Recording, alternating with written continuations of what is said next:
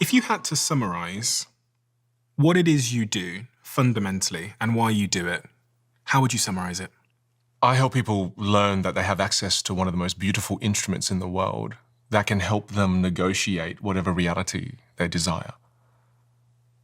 And I learned this through my first ever vocal teacher, Miss Stanley. And I'll never forget this experience. There's a dingy music corner in South Australia, and I would go there for lessons. And the first time I met her, I walked into the room. She's an old lady, and she says nothing to me except the words, "Sit down, young man." So I sit. It feels super awkward. It feels super weird. And then she plays one key nonstop on the piano for 2 minutes. It's literally, I was like, oh shit, this is like something out of a horror movie. And then she turns around, she goes, "How do you feel?" I said, "Nothing, weird, awkward, what?" And then she goes, "Good," turns around, plays this beautiful song called Mariage d'Amour. Goes over for 2 minutes. And then she turns around, she goes, "How do you feel?" And I said, weirded out from before still, but I feel, wow, that song had love, there was lust, there was romance, there was excitement. And she goes, "Good.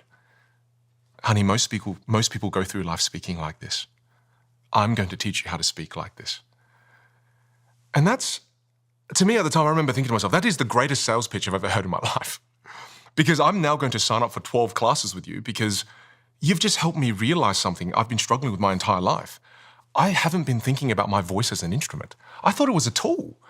What do you do with a hammer? You use a hammer. What do you do with a screwdriver? You use a screwdriver. What do you do with a piano? You play with it. What do you do with the violin? You play with it. And she started to teach me that I have this instrument that depending on how I play it, it changes and shifts how others feel. How much do you think that will change the trajectory of someone's life? Like, what is the impact? If I get really good at communication, why does it matter? I was invisible my entire childhood. I was invisible. I wasn't the cool kid.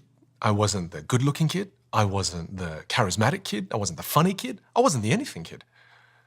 And by learning this skill, I've been able to negotiate an incredible reality.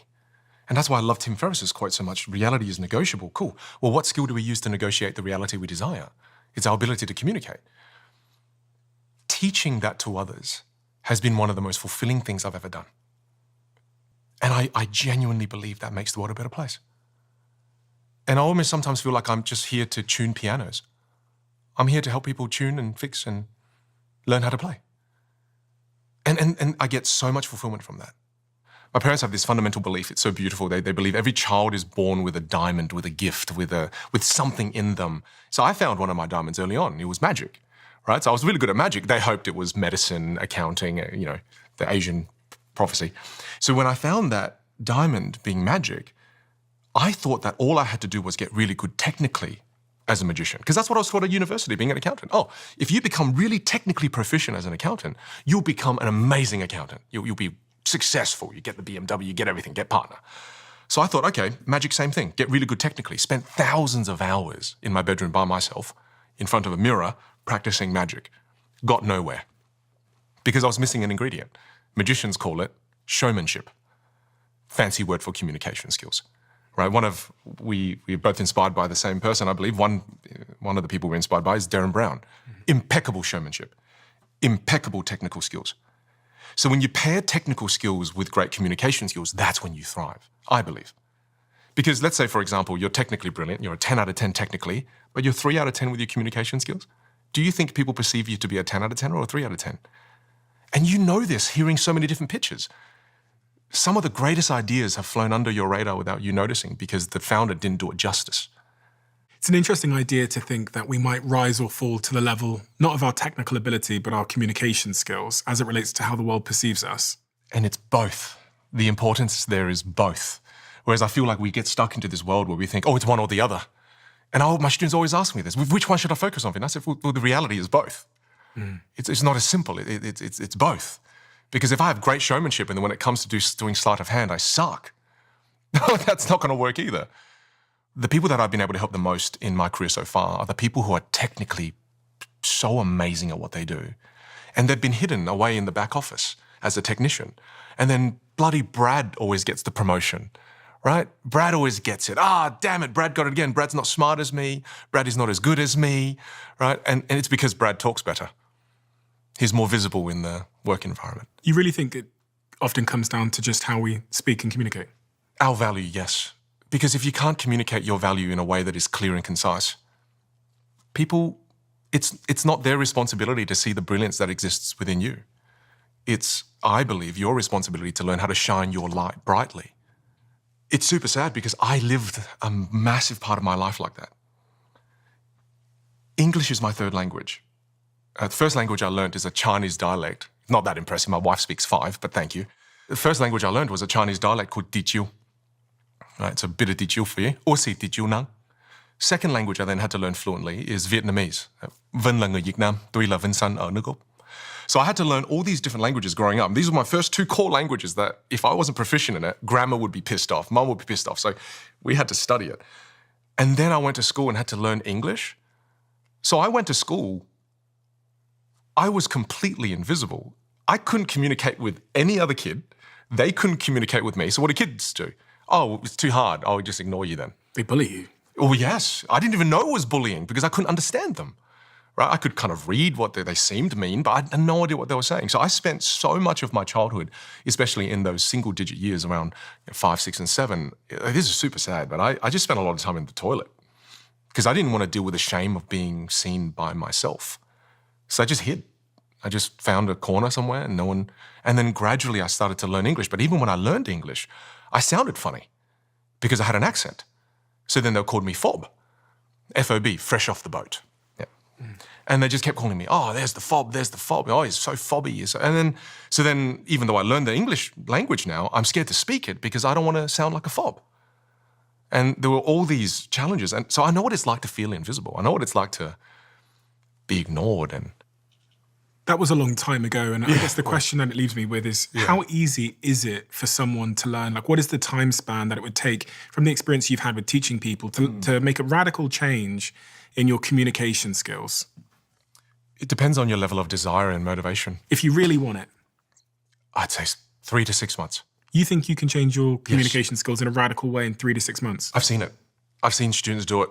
It's when instead of just thinking about I'm trying to learn a new habit, it's what James Clear says. You adopt a new identity, where they adopt that new identity. Because one of the things I do is I share that story about my schooling experience at the beginning of my in-person classes. And I say, I want you all to imagine now you're at a new school. No one here in this room with us right now has any preconceived idea of who you are. Break the mold. Break it. And then you see grown adults do things they wouldn't normally do, break out of the mold, play with their voice, be a little silly, reconnect with their inner child. And then in that moment, they fall so deeply in love with that version of them because of the reactions they've been able to get from all those strangers around them that they commit to it. It's when you experience that change in the moment, it usually leads to a fairly profound desire after that. Oh, I want to become this now. But then they make a big mistake. And the biggest mistake they make is they'll go home to their partner and who has no context of the experience they've been through. And they've just went, oh, I've been quiet with my voice my entire life. And they'll go home, they're like, new me, new year, new me, honey. And then their partner goes, oh, why are you doing that with your voice? Oh, you learned that from Vin? That's gross. Why are you doing that? That's so fake. It's so inauthentic. And then they revert back to who they have always been their entire life. What areas of one's life have you seen in those examples change when someone learnt communication skills? Because we often, the examples we've given so far are just like work. Yeah. With their children. This has been the coolest part because I'm a dad. I teach a concept called vocal foundations, which we can dive into later. And there's these beautiful 5 core vocal foundations that people can learn. And I love it when parents go through it because I always see these comments where they said, oh my goodness, just read to the kids, they've never reacted to me in that way before. The one night I go home and I read to my kids and I do it in a boring way, they go, Dad, don't read it like that. Do it the fun way. And what they're asking for is they're asking for that vocal variety. They're asking for that inner child, for that playfulness. And I think that's one of my greatest superpowers is the ability to be playful and the willingness to be playful. So you're going to help me in work. You're going to help me be a more entertaining, engaging parent. Are there any other areas of one's life that improve when they crack communication? Yes, there is an area. And the area is improv. Learn improvisation. People all want to get better at communication. Often it's because they want to get better at conversations. What is a game of conversation? What are we doing right now? What are we doing? This is a game of improv. I don't know what you're going to say. Yeah. You don't know what I'm going to say. And then based on what I say, you improvise and you say something. So even though I know you've never done improv before, you are amazing at improv because that's a skill you had to have developed to become the incredible podcaster that you are right now. Right? So that to me is such an important skill when you're playing with your kids too. It helps you with all areas of life. It's the tide that lifts all boats. Because kids love to play. They'll say something like, oh, and then the cow now is an astronaut. And most parents will be like, that's cool, honey, that's cool. No, play. Now it's also fighting zombies that exist on the moon and you didn't know about it. And you play with them. And when you're playing, what are you using? You're using your ability to communicate. And how many people have you taught in person and or online? Oh, over 70,000 now. Wow. Yeah. You have millions and millions and millions of followers online as well that Yeah. tune in to learn communication skills from you from all around the world. And if I was to zoom in on the DMs that you get, the things that people are struggling with when they message you, the reason why they watch your videos, what is it? The most common message that we get when people type a comment and leave it on our videos is it possible for me to change the sound of my voice? Really? Well, because you think about it, right? Nobody likes the sound of their own voice. The first time you heard yourself on a podcast, were you like, oh, no? Or did you say, I love it, look how sexy I sound? When I was younger and I was little cassette recorders and I heard my voice, I thought, fucking hell, who's that? Yeah, me too, right? So that is the biggest one of the biggest insecurities for most people when they first become problem aware with their communication skills is, oh, is it possible for me to change the sound of my voice? Is it possible? Is it possible? And when you reflect upon this, even when you reflect upon this, most people in their entire life will never change the way they sound. They will never change the way they communicate. They'll change the way they dress, they'll change their hair, they'll change their glasses, they'll change all these things about themselves. But the way they communicate and the way they sound stays consistent generally. It's because there are a lot of psychological blocks that keep us sounding the same. We keep ourselves sounding the same. You know, I'll share with you a few of these, okay? With my vocal teacher, at the beginning of my journey, when she got me to do things with my voice where she said, all right, let's do a really high voice. Have a bit of a play, Vin. And, go into falsetto. And she would make me do things like this. I'd go red. Because I'd go, oh, that feels so weird. Oh, now I'm becoming so deep with my voice. This feels so fake and it feels phony. I immediately came up with those objections. As I'm sure you would feel that too if I got you to do that, right? And when I do it with my students, that's the immediate thing that comes up. They go, it's fake, it's phony. That's not me. And then now, just like my vocal teacher, she would always challenge me. She goes, well, if you could make the sound and you played the key on your piano, you describe to me then, how is it fake? How is it fake? If you are able to make that sound, that is you, that is your instrument, that is just you playing with keys you're unfamiliar with. That's it. You've gone through this entire life being so familiar with this key that anytime you press any other key, you go, oh, it's not me. No. You're just familiar with this key and you're unfamiliar with the others. That alone helped me understand that, oh, wow, it's not fake. Because for the longest time, I thought it was fake. And because I thought it was fake, I never changed the way I talked. And why is it that we don't want to play with those other keys? Is it because we've got so used to playing with a particular set of keys and you're so familiar with it? Playing the other keys comes at a cost, a perceived cost. Well, it goes deeper than that. It goes even deeper than that because where did you get your voice from? Who did you learn it from? There's an idea that people have in their minds about this thing called a natural voice, okay? This is another objection my students give me. They go, oh, that's not my natural voice. And speech pathologists will tell you this. The voice you have right now is not your natural voice. You lost access to your natural voice when you were 2 or 3. Question, if I asked you to scream at the top of your lungs right now for about 10 minutes, what would happen to your voice? Oh, I'd lose it. Yeah. My daughter, 12 months old, can scream for 3 hours, Stephen, and she does not lose her voice because they have this beautiful access to their instrument. They can naturally access that instrument. Whereas as we grow older, at the age of 3 or 4, we start to be inspired by certain people in our circles.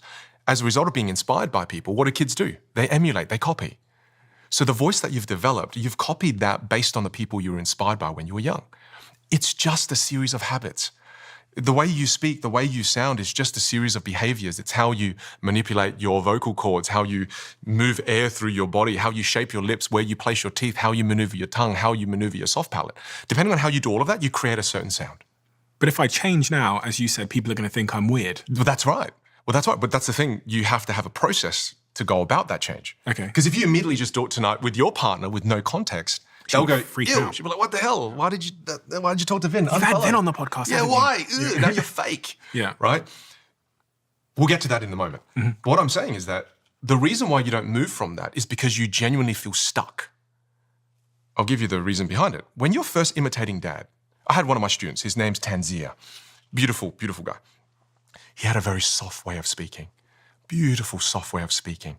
And what he didn't realize is that in the beginning of his life, he saw Dad do it, really inspired by Dad. So he copied Dad. So he had to consciously think about all these little behaviors, all these nuances to copy Dad's sound. And then after you repeat those behaviors for 1 year, 2 years, you no longer have to consciously think about it because you've mastered it. So now those behaviors move from your conscious mind and moves into your subconscious mind. And then when behaviors move into your subconscious mind, now it feels automatic. So now you feel like it's you. So now you don't doubt it. You go, no, that's me. It's like, no, it's still just a series of behaviors. Yeah. And I often tell my students, I say all the time, don't be so attached to who you are in the present, you don't give the future version of you a chance. And the moment these things happen, it's incredible seeing these changes because all my students will do is they'll change 3 things. More volume, more melody, bigger hand gestures. People completely change the way they perceive them. 3 simple things that they do creates a profound change in how others perceive them. Volume, melody, and hand gestures. Yeah, I was thinking to one example of one of my students a female, Rachel, who felt like she didn't have great executive presence. And it was because she labeled herself as being shy. And I like to break these things down for my students too. I'm like, the reason you're shy and the reason you're really good at being shy is because you've been repeating the shy behaviors for the last 25 years. So you're really good at it. And that's all right. It's because you've been practicing shy for 25 years. Being more confident, it's about us just learning a new series of behaviors. Let's try a larger gesture. I've seen this on multiple podcasts now. Just try a larger gesture. Try a stronger volume. Try being more melodic with your voice. And then she was practicing that. And immediately the feelings of, it feels fake, it feels phony. But I go, oh no, it's just unfamiliar. And the moment she makes that reset, she goes, I'll continue to explore then. Whereas if she thinks it's fake, she'll revert back to being who she was before. So how do I speak impromptu? How do I be in the moment and come up with a good answer? Another one is, I'm introverted. Does that mean that I'm doomed? Okay. Yeah. And another really common one is, I don't have much connection in my life. I wish I felt more connected to the people that I'm around. Why is it that I can't get past the g'day mate, how are you? Yeah, I'm good. How are you? Yeah, I'm good. All right, cheers mate. Have a good one. Oh, the small talk. Yeah, this is a big topic, right? So again, it's just how do we get to these conversations like that you get to have on so many of these wonderful podcasts that you do? So I reckon you would have insights here too. There's I was looking earlier, there's almost like 1 billion search results on Google for people trying to figure out or trying to provide answers to how to communicate successfully. So let's get into it. So you use this term vocal image. Yeah. What does vocal image mean? It came about when I realized and I think most of us spend a lot of time on our visual image, right? How we look, our body language, the way we dress. But very rarely do people spend time on their vocal image. Now, I'll make it make sense. When people see you and you reveal your visual image, they make assumptions about you pretty quickly. So they form assumptions, this person seems friendly. Maybe they're confident because they've got good posture. Maybe they're smiling, they're friendly. And then all of a sudden, when you open your mouth and you speak, they now turn these assumptions into beliefs. So what may be assumptions before, now they go, you are friendly, you are confident, right? Or they might think, no, bit of a wanker, right? And you've had these experiences before, I've had them before, where you assume you see someone, that person's really good, go meet them, not really nice, that's weird. So it's another layer that we don't think about though, because we, again, think we're stuck with our voice, we think we're stuck with the way we communicate, we think there's no way for me to ever change this. So let's talk about how one can improve their vocal image so that they're effective across context. Sure. You mentioned melody, volume, hand gestures. If we start with melody, what the hell is melody? the different notes you can hit with your voice. Okay, so is that variety? Yeah, variety. Yeah, pitch variety, pitch and melody. Okay. Well, because there's a melody that lives underneath your voice. All right, let's do an experiment. I'm going to play you a piano song, and I want you to listen to this, and then you at home right now, I want you to listen to the track and see what words come to mind. So we'll play the song.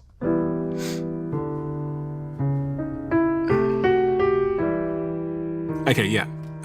All right. Sadness. Right. So and then if listeners at home could have a voice here too, they would say somber, nostalgic. Yeah. Right. All these words would come up. And again, if we sat with this for a while, we'd get plenty of words. Let's try another one. Right. So let's change the mood. Let's shift to something like this. Inspirational, motivational. Good. See, all of a sudden now, and I'm thinking running towards something. Yeah. Right. And again, there's a part of me that thinks, oh, cheesy commercial, right? There's that part of it too. So you can hear all these different things. Let's try one more. This one, we'll shift gears again. And what about this one? Like a horror movie. Scary. About to die. Yes. Something bad's about to happen. Ominous. Little 3-year-old stood on the landing of the staircase at night time. Yes, with long black hair. Yeah. Yes, correct. So that again, all of a sudden, paints all these different vivid pictures in your head. The reason I did that experiment is there were no words in any of those tracks. Yet think about all of the words that rushed to your mind as you were experiencing the melody, the different notes. What people fail to realize is that you have a melody in your voice. Yeah. This is why when some people walk into our lives, it could drain the energy from our lives. And when they walk in, you feel the impact of them walking in, right? In the negative way or a positive way. Some walk in and you go, oh, I feel good, I feel great. What is that? It's the melody in which they come in with. Can you have a pretty limited range, a limited melody, but still hit people with scary and sad and inspiring? I believe you can. Yeah. Again, because we genuinely don't have 88 keys, right? So again, it's one of those, it's a metaphor. But I believe that we can create so many different songs with our voice if we learn to treat it as an instrument. And we can play with the technique to help you increase your vocal range if you want. Sure. There's something called this is fun. This is a fun one. There's something called a siren technique. Okay. Okay, so a siren technique is when you read something with a low voice and then you go towards a high voice and you go back down to a low voice. So now I don't want you to do it to start with. I just want you to read this as you would, and then we'll try the siren technique. So just read it as you would neutrally first. So just read that as you would. Okay, so for those that can't see, Vin has passed me a card. Yeah, cue cards. And on the card, it has a bunch of words, which I'm just going to read. And as you're listening at home, have a guess of what movie this is from. Want to know how I got these scars? My father was a drinker and a fiend. And one night he goes off crazier than usual. Mummy gets the kitchen knife to defend herself. He doesn't like that, not one bit. So me watching, he takes the knife to her, laughing while he does it, turns to me and he says, "Why so serious, son?" Comes at me with the knife. Why so serious? He sticks the blade in my mouth. Let's put a smile on that face. And why so serious? Beautiful. What movie is that from? No idea. I don't watch Oh, movies. are you serious? Dark Knight, the Joker. Okay. Well, So Heath Ledger, so amazing. Okay, cool, great. So again, you read that in your neutral voice. Now what we're going to do is we're going to play with the instrument. Okay. So the siren technique is when you read with a really low voice and then gradually you go to a high voice, and I'm going to challenge you to not be afraid to go into the falsetto, not be afraid to play. Okay. So just play. Okay. And it's not about going low at the start and then high at the bottom. Within each sentence, I want you to go up and down, up and down. I really want you to play with your voice. Okay. Otherwise, I'm going to push you. Okay. Okay. Fine. In 3, 2, go for it. Want to know how I got these scars? My father was a drinker and a fiend. Good. And one night he goes out crazier than usual.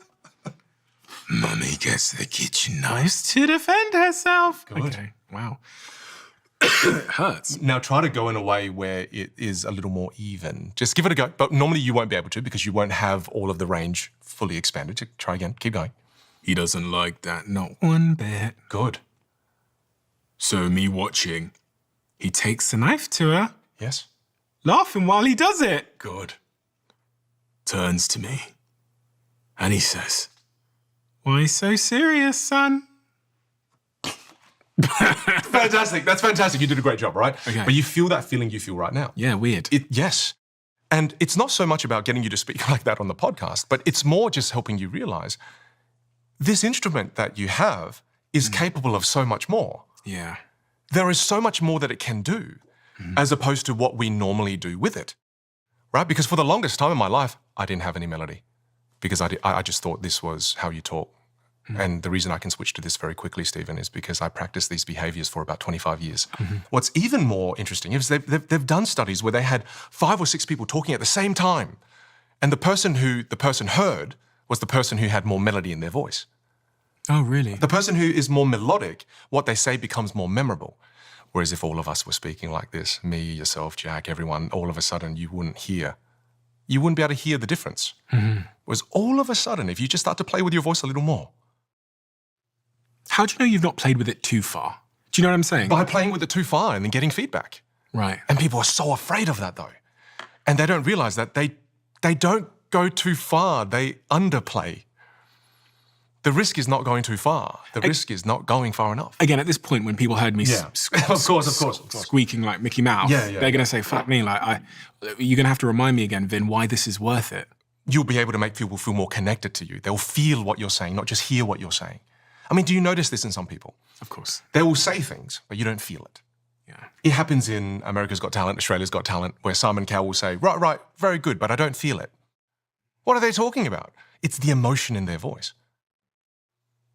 There is emotion in your voice too. Do you want to go to the next one? Please. I didn't know there was more. There's more. Okay. Yeah, there's 5. Fuck. Okay. Let's go through all 5.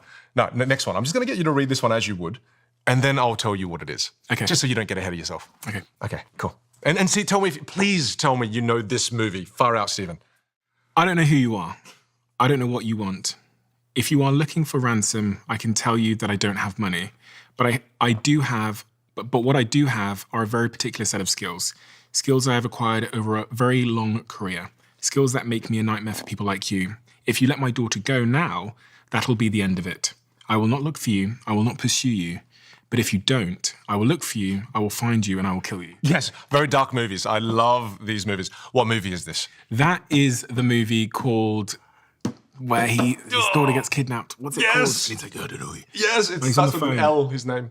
Lion King, I'm joking. No, what is it? Right, from Taken. But here's the thing. So the next foundation is rate of speech. Okay. So if you were reading that, and I was kind of just giving you some coaching, again, as you're reading that, think of rate of speech of having a scale from 0 to 10. Yeah. All right, so 1 being painfully slow, and 10 being as quickly as you possibly can, right? So you were playing around a 5. Very comfortable. That's your default rate of speech. Most of us, when we're nervous, we just have a default rate of speech. We fall victim to a default rate of speech. When you think about rate of speech, there's a way to use it. And the way you use rate of speech is, if you really want to highlight a point, creating an auditory highlight, slow down. That creates an auditory highlight. It's like a highlighter with your words. And if you want to be able to show charisma, energy, you speed up. And if it's not as important, you can speed up, and that's fine. This simple rule gives you vocal variety with your rate of speech. That simple rule. And what does changing my rate of speech then do to the message I'm communicating? It makes it more memorable, clear. Okay. There's more clarity in it, right? So for example, if I was speaking and I said, right now I'm going to go through the 5 core vocal foundations, and I'm going to take you first one through is the rate of speech. Then after that, I'm going to talk to you about pitch and melody. And then after that, I'll talk to you about the importance of the other 3. Right now, you have no idea what is important and what is not important. Okay, right. Whereas all of a sudden now, if I said, I'm going to take you through the core 5 vocal foundations, all of a sudden you now have a point of focus. And the big thing that people want with their communication is clarity. Well, if you are going to be more clear, the delivery needs to be clear so that the receiver gets what you intend. Okay. It's not just about the exchange of information, because how I say something impacts how you receive it. So I want to slow down where I want to hit emphasis. Yes. Okay. And this script has multiple places where you want to slow down. When people are nervous, Yes. what happens? They speed up. They speed up. They speed up. Considerably. Considerably. And have they ever measured that? Oh, Does anybody know? if you get above 210 words per minute, you're a little bit too fast. And what's the average person speaking at in terms of words per minute? Around 150. You want to get to around 150, 180. That's very good. That's a good kind of rate of speech to be at.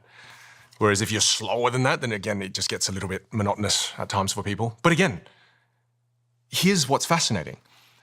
If all of a sudden now, I stick to a default melody and then stick to a default rate of speech, notice what's happening in your brain, right? All of a sudden you start to switch off, right? Whereas all of a sudden, if I start to vary my rate of speech, the transition from slow to fast is what's hooking people. So if you were to try to read that again now, but I want you to slow, and some bits painfully slow down and play with your voice. And then some bits go quicker, And then the last bit, I'm going to kill you, slow it all the way down and be playful. It's not about... Okay, I'm going to start from here. Sure. If you're looking for a ransom, I can tell you that I don't have money. But what I do have are a particular set of skills. Skills I've acquired over a very long career. Let's skip to the end. If you let my daughter go, that will be the end of it. I will not look for you, I will not pursue you, but if you don't, I will look for you. I will find you, and I will kill you. Yes, give him a big round of applause. That was so much. amazing, Thank right? you so much. But again, you feel so strange when you do it. Yeah, I do. Yeah. It's so fun to listen to. And again, this is us practicing. This is a safe environment. Yeah. I'm not, don't do your next podcast like that. But again, it just goes to show the range that we have access to. And how it changes the message in such a profound way. It's the same words. Yeah. It's the same words, but when you read it the first time, it didn't sound scary at all. Now I feel scared. There's something, I noticed this in like board meetings and stuff, especially with like younger team members or people that would class themselves as being shy, that they do hurry along. And there is a certain, someone said to me the other day that people that have the most confidence and charisma, they like move and talk as if if they were a lion. Yeah, yeah. You know, they're slow and they're composed. Prey versus Predator. Yeah. I remember listening to the episode. Yeah. It was fantastic. Yeah. There is. It's people who are confident take their time. What's that third one? Okay. Just read part of it. I'll read it. Read part of it. You're more than happy to freestyle. Read part of it.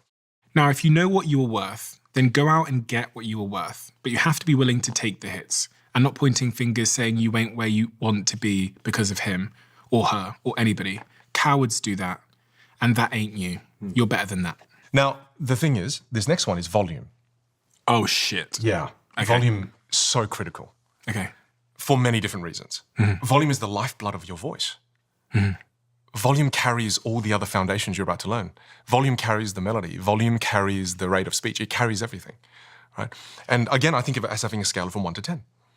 And a lot of the times, like what you just did, people are around a 3, a 4, and they stay around there. When you use volume, there's 2 ways to auditorily highlight something with volume. Volume's fascinating because with rate of speech, you slow down. But with volume, to highlight something, you could go very quiet. Okay. So if all of a sudden I wanted to say something scary, I could lower my volume and say it. But then all of a sudden, notice what happens if I just stay here now. What started as a great verbal highlight now just kind of doesn't seem effective anymore. Because if you make something default, it becomes non-functional. And what signals I'm not a confident person? What side of the scale?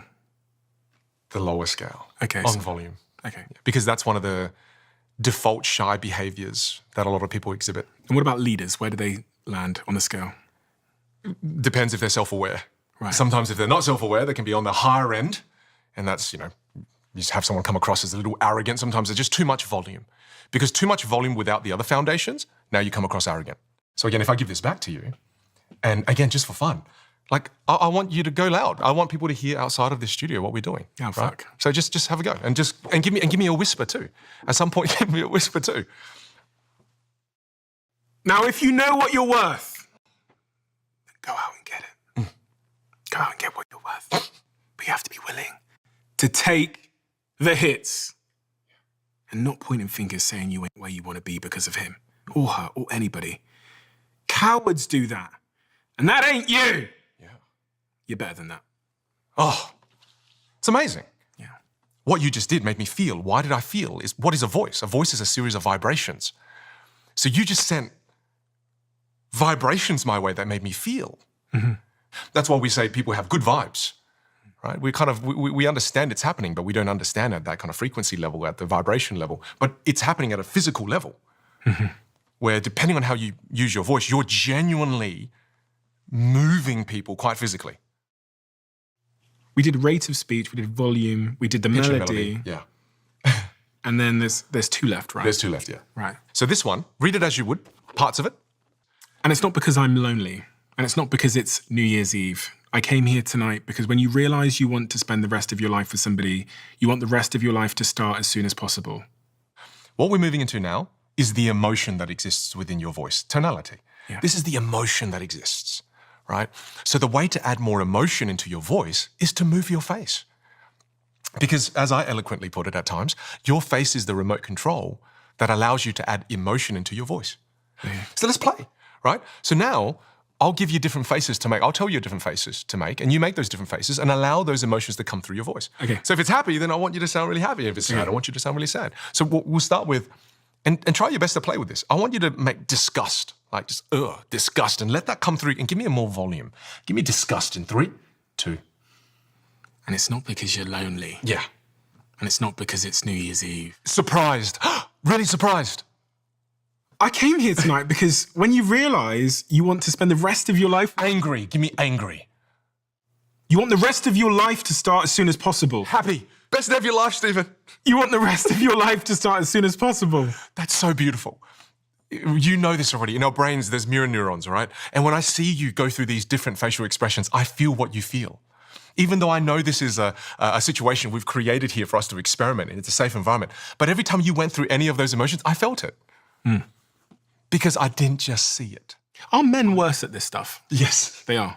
Yes. Because I feel, well, for me, I can only speak personally for me, I was taught to keep my emotions on the inside. Right. I was taught that it's a sign of weakness to show you being sad, you being happy. You should just be composed at all times. And then that's what I thought. And that led me to the behavior of speaking. Whereas I would just always speak like this because I'm a man and I should always speak like this. And I still remember going to one of the concerts and my wife turns over, she goes, "How do you feel?" I'm like, "This is a really exciting concert. I love it." And she goes, "Well, okay, you obviously hate it." And I'm like, no, I love it. I love it. And I didn't know how to emote. And again, I thought I was stuck like that because I was stuck like that for years. And that damaged a lot of my relationships. Because here's the thing that I think, and it might be helpful for you too. When you're listening to someone talk, you don't have to react with sound because otherwise you'll be seen as interrupting the other person, right? You can react with facial expressions. And that is one of the most powerful ways to show them you're listening and that you're following along.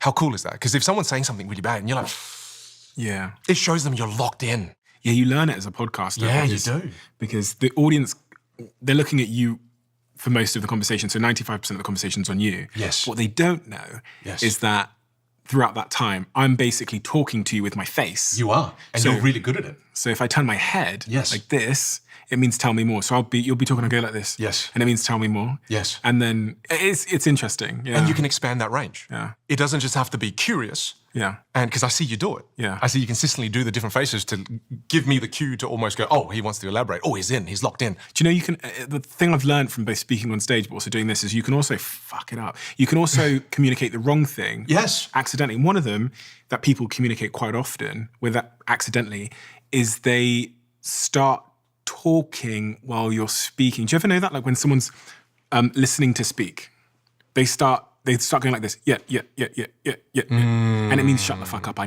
have something to say. I just did it too. Not like that, but there's that kind of, no, but it's that kind of thing. It's like, I think, who was on my podcast? It was Vanessa. She said, if you do the fast nod, it means shut the fuck up. So if you go, yeah. But if you do the slow nod, it means, oh, I love this. So if I go, oh, I learned something. That's curiosity. Tell me more. Versus, shut the fuck up.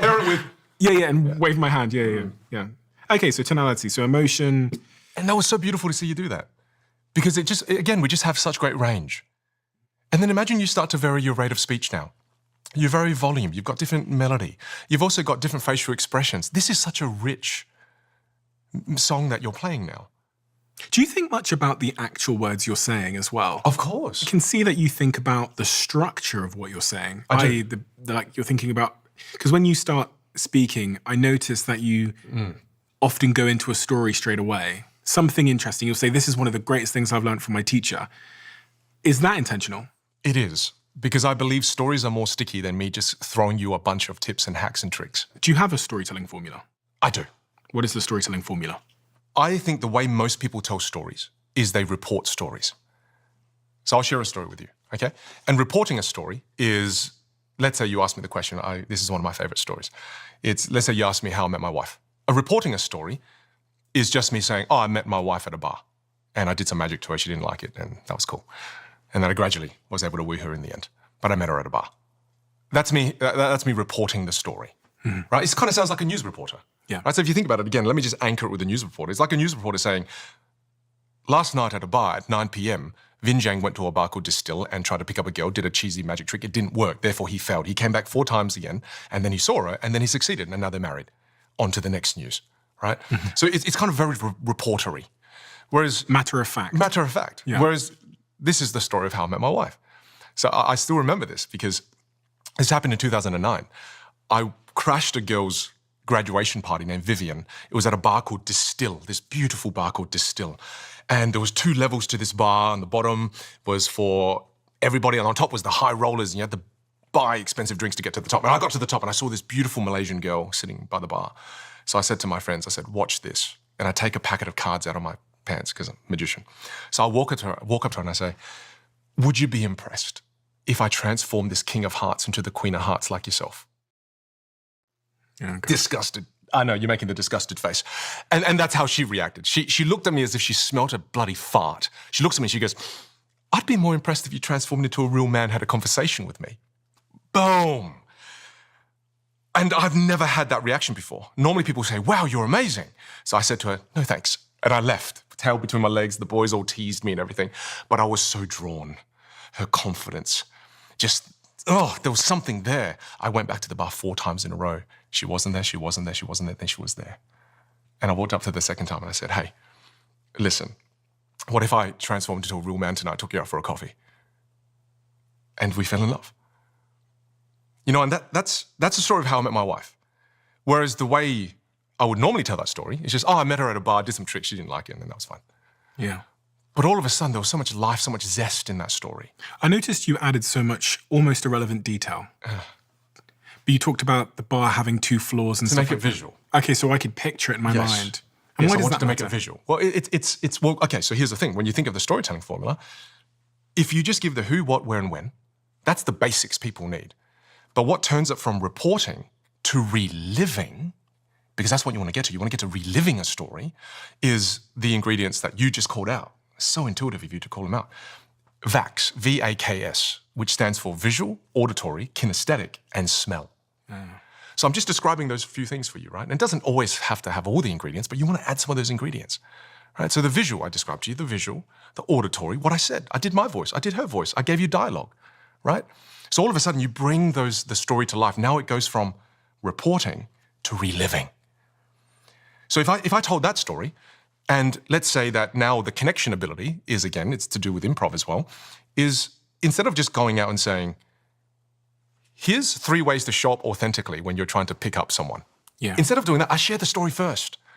I get you to engage, I build rapport, I build chemistry. Now you've heard the story, now you have rapport with me, you feel more relaxed, you feel more creative, right? Then I link that story to, so the very next time you walk into a girl, if she does say no, she may not be saying no to you. She may just be saying no to your approach. Here are the 3 ways you can show up more authentically as a man. I believe that is a much more powerful way to then go into the 3 tips. Whereas I feel that because of the world now with social media, we've lost the art form of storytelling. It's just give me the 3 tips now. I've heard you talk about these 4 elements to a great story, which is the hook, the struggle, the breakthrough, and the application, which is kind of what you just displayed there. Well, the importance of application, I think, is something that I really focus on with my students. And by application, you mean the lesson or the big takeaway from the story? Because sometimes people tell stories and they go nowhere. Well, it's also what you do after. Okay. Because I can share a story, but one of our videos went viral, and I don't claim to be an expert on social media, okay? So I still don't understand how some of these things work, even though we've been able to grow all of our social channels quite quickly. I don't understand how it works. To me, I'm like, oh, wow, I can't believe that worked last time. Oh, it doesn't work anymore. That's weird. So to me, it's what people love is when you give them a really simple, pragmatic takeaway that they can go and actually do. Like, go do it now. Whereas we don't apply knowledge. We just keep consuming and go through knowledge acquisition. There's a cycle of doom that we go through. There's just this cycle of, this is the cycle my students go through. Oh, job promotion. Oh, crap, I need to work on my communication skills. What's the first thing they do? They go to Google. And then they Google, how do I improve my interview skills, my communication skills? Then they get back 10.6 million results. They go, this is too crazy. Surely someone's created a YouTube video.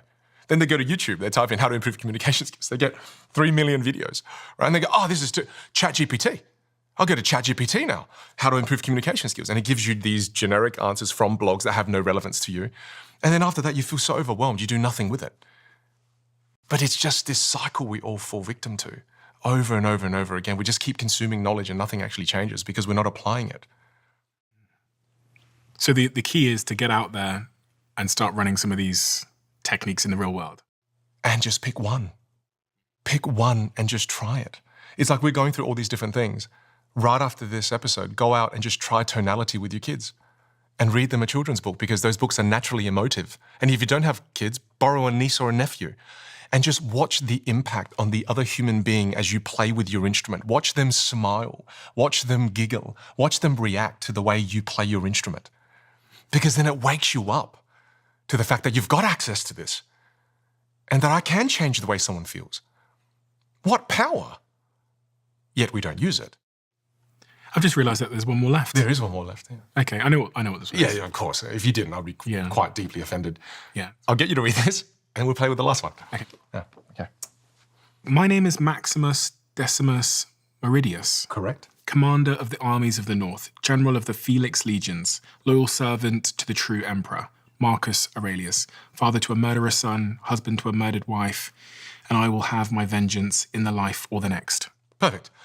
Now we're going to read it again, except the final foundation here with the voice is pause. Whatever emotion comes before the pause, once you pause, it intensifies that emotion. So if you've got the feeling of anger and you pause, that is a pause of anger. But if all of a sudden I'm sad and then I pause, you prolong the sadness. It's a pause of sadness. And think about how important the pause is in music. And I love the world of music. I love listening to orchestral music. And when you think about it, what happens right after a crescendo? It's a pause. Silence. The most important note that they play during that piece. Yet we barely use it. And what else does the pause do? When you pause, you give me time to process what you're saying. Yet we are so afraid of the pause. My name is Maximus Decimus Meridius, Commander of the armies of the North, General of the Felix Legions, loyal servant to the true Emperor, Marcus Aurelius, father to the murdered son, husband to a murdered wife, and I will have my vengeance in this life or the next. Oh, beautiful. When you paused, you gave me time to process the weight of what you're saying. The first time you read it, you rushed through it, just like that nervous employee in front of their leaders who just rushed through it. You may have just shared the most brilliant plan for a marketing campaign, but because you rushed through it, I didn't feel the weight of how profound the strategy is. There's something when you pause, you tell the person, don't you, almost inexplicitly that they should really give a fuck about the thing you just said. Yeah. Like it really mattered. It's important. Yeah, because you're like giving it space to breathe. And you see what all of these foundations do? What do they give you ultimately? Like, what does it ultimately lead to? Clarity. Do you think there's a certain set of those tools that when applied, or a certain sort of style of speaking that makes people dislike you? Is there a certain one that just doesn't make them warm to you? Is it the low pitches? Is it the fast speaking? There's sounds that people don't like. For example, have you ever called, I don't mean to pick on real estate agents, but it happens a lot to me in Australia. When you call a real estate agent, it's, hello, this is James from XY Real Estate. And when you hear that sequence of melody, no worries, I'll put you on to the next person. And you switch off. You just go, this person, I'm not really connected to that person. And all you have to do is you just tell them to switch the melody and just don't use that sing-song voice. And they call that a sing-song voice in the world of vocal training, right? You've got a sing-song voice. And if you keep following the same rhythm, you have a sing-song voice. So instead of doing that, just go, hey, it's James. How can I help, mate? You said the same thing. You just switched up the melody. That sounds a little more sincere. Because it was a bit more varied. Exactly right. And it's not what everybody uses. Because once everybody uses the same thing, all of a sudden it now sounds like a script. That's why people are so afraid when they're creating content online. They go, I don't want to sound scripted. There's a sound to it, and it generally follows that. That's why newscasters, there's a sound to it. Yeah. Last night at 9 p.m., there's a rhythm, and then they keep using the same rhythm over and over and over and over again, the same melody sequence over and over and over and over again. And am I right in thinking if I wanted to be really boring, I should just kill all variety? Kill all the foundations. Nothing. Okay. Give me nothing. And it's what happens when people, again, the people that I serve, it's what happens is because they go, I'll let my work speak for itself. And I say, that's great. That means you do great work, but why not speak for your work too? Why can't we do both? Mm-hmm. Why does it have to be one or the other? Yeah. It's a shame not to do your work justice, because you can do it a disservice just by delivering it without the foundations, as you've said. Yeah. And then other people, as you said, they could have half the idea, but double the showmanship. Yeah. And that happens too. That happens too, right? So to me, it's about helping those who, they've got something amazing. You've got a story you need to share. You've got an idea you need to pitch. You've got incredible technical skills that you've worked on for the last 15 years. And you're thinking, why am I still stuck in this position? It's, well, hey, let's do great work, and let's allow ourselves to build the ability and grow the ability to shine. How does one increase their self-awareness as it relates to their communication skills? Is there a practice I can do to understand if I'm good, bad, or ugly at this? If you are problem unaware to communication, and right now you just go, oh, this is something I need to work on, then this is the 3-step process you have to commit to. And just by doing this, it's going to dramatically change the way you talk. It's going to dramatically change the way you show up. I call it record and review. And I learned this as a magician. And it's so practical when it comes to magic and communication skills. First step, record a video of yourself speaking for 5 minutes. A full 5 minutes. And people always immediately say, oh, what do I say though? Google or ChatGPT, great conversational starters, and then use those for yourself and just talk, but it has to be impromptu because I'm trying to tease out core behaviors. I don't want you to give me a pitch that you've delivered 20 times already.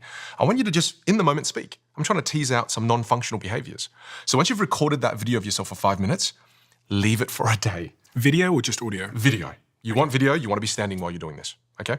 Once you've got that video recorded, leave it for a day.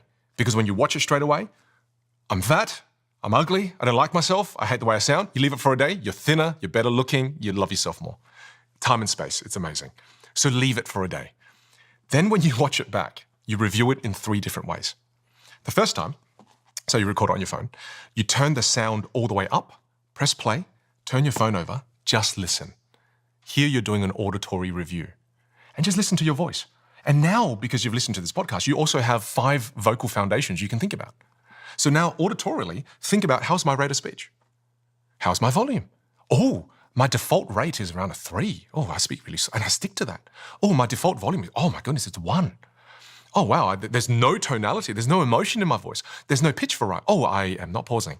You'll be able to take so many notes and you'll be able to hear things you've never been able to hear before because most people avoid filming themselves. Because I hate the way I look and I hate the way I sound, right?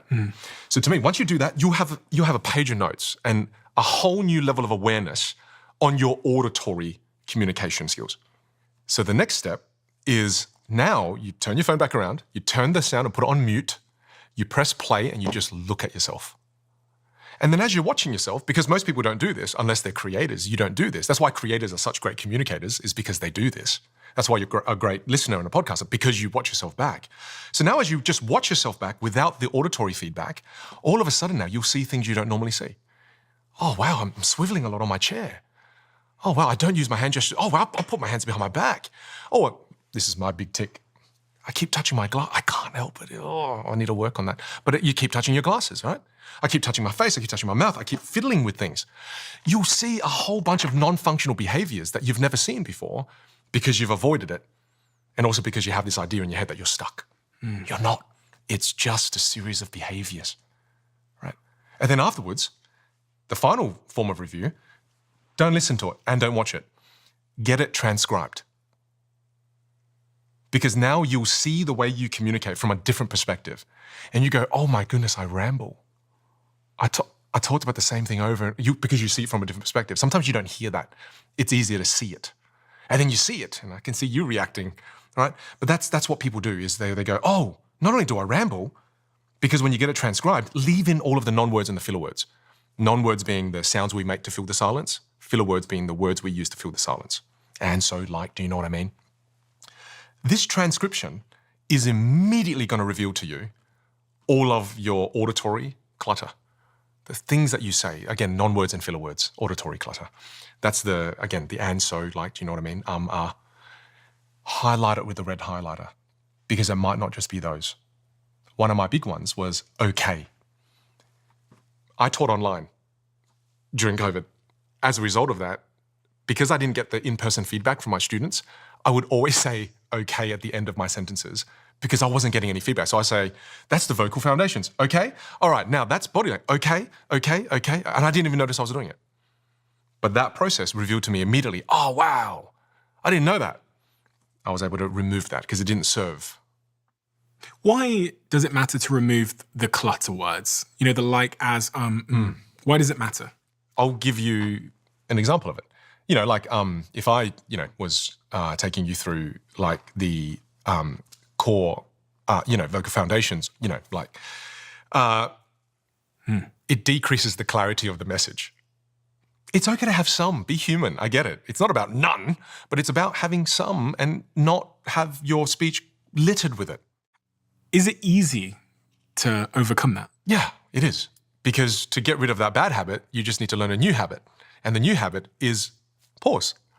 So the very moment you feel like saying we're not lagging, we're just pausing, right? You pause. And that's why, as part of the vocal foundations, you have to learn to be comfortable with what we're doing right now, just pausing. And it's okay. So I've got my 3 sheets of paper there. I've done the auditory assessment, I've done the visual assessment, I've looked at the transcript, and I've seen the words. And again, is it repetitions from there on after? To like step before that. Okay. Because normally what happens after you do that, and I know because my students have done it, and then what happens is overwhelm. Because they go, oh my goodness, there's like 26 things I have to improve. Which one do I pick? And then they'll have to DM me on social media, which one do I pick? And then analysis paralysis. And to me it doesn't matter. Pick one. So what you do is you create yourself a little 12-week plan and you plan it 1 week at a time. So first week, rate of speech. Great. So the whole week, you just look at rate of speech. Oh, okay. At the end, what do you do of that week? Record and review again. Did it change? No. Guess what you're doing next week? Rate of speech. And it's that commitment. And I love this Japanese word called kaizen, relentless improvement. And you all do this here amazingly. That's what you've got to commit to. And you focus on rate of speech until you see change. And I used to do coaching. I don't do it anymore because I've got 2 kids and they're the most important people to me right now. But I used to coach CEOs and they would see my plan to help them improve their communication skills and they get pissed off because they go, I'm just doing rate of speech. I'm like, yeah, because your default is so slow, you're putting everyone to sleep. And if you don't change it after week 1 or week 2, I'm still going to get you to do the same thing. And just by increasing rate of speech alone, they became so much more dynamic. It took a month. We all know people that overtalk and over-explain. 100%. Like, how does one know if they're doing that and how to change it? By being able to record yourself while you're in conversation with someone. And Zoom is amazing now. So all of a sudden now, if you want awareness on that, record yourself. And the beauty of recording yourself on something like Zoom is all of a sudden now, you can watch yourself and you see the other person too. Do you recommend someone like me, if we're trying to improve the communication skills of everybody in the company, to record our meetings and to send it after? 100%, review it. And you may not get reactions when people say things because most people, the only thing they'll give you feedback on with your communication, this is the only feedback anybody will ever give you on your communication. I felt like you talked a bit too fast. They'll never say anything else because anything else is an attack on your personality, right? So people are very afraid to give you feedback, right? Especially you being the big boss, no one's going to give you feedback, right? So all of a sudden now, or maybe they do. I feel like your team do. What I'm trying to get at is, all of a sudden now, when you watch yourself back on those videos, you now will see their facial reactions. People are very honest with their body language. You've had body language experts on here. People might be able to lie with what they say, but all of a sudden they tell the truth with their body language. You will see people do the silent yawn, right? You'll see people, They just do the silent yawn, right? They keep their mouth closed, but they're yawning. You will see these things if you start to reflect and review. And you go, I shouldn't have said that. I took too long. I lost them. You can see it. I do that with my classes. When I used to do my keynotes, I had a whole career as a keynote speaker. So when I did that, I used to duct tape 2 GoPros together, and I'll duct tape the little red recording button so the audience doesn't know like that I'm recording myself and I'm also recording the audience, only for my purpose, right? As I review my speeches. And I would watch back to back the audience faces and my keynote. And you can see where you lose people, because at a conference, their faces light up with their phone. You can literally see when you're losing them in the talk. And when you watch those back to back, it is so humbling, because you go, wow, did I go on for, why? I thought it was a fun tangent. It wasn't. And then I kept that tangent in for bloody 6 months because I thought it added so much value. It did not add value. So the only way to get that awareness is you have to find opportunities where you can record yourself. Or you went on stage to make sure that you performed optimally, because you were speaking, 80 times a year or something? Yeah, it got pretty full on. Yes, have a way to calm your mind, calm your body, and get really focused. And the way I do it is, the first thing I would do is Wim Hof, the guided bubble breathing. 30 times, and then hold your breath, and then a deep breath in, hold for 15, and then release. 3 cycles of that. Oh, Stephen, my mind is relaxed, my body is relaxed. And then the next thing I do is I just do a little bit of brisk walking, do maybe 10, 20 push-ups. Why? Because I'm getting rid of the adrenaline that's building up in my body. Because if you don't get rid of the adrenaline, you'll go on stage and you'll start pacing the stage. And I've seen speakers do this, where they pace. There's no reason for their movement, but they're moving because there's so much adrenaline in me, right? Non-functional movement. Non-functional. So get rid of the adrenaline. So a little bit of brisk exercise gets rid of that adrenaline that you don't need. So I do those 2 things. And depending on how nervous I am, I may have to do a mindset shift.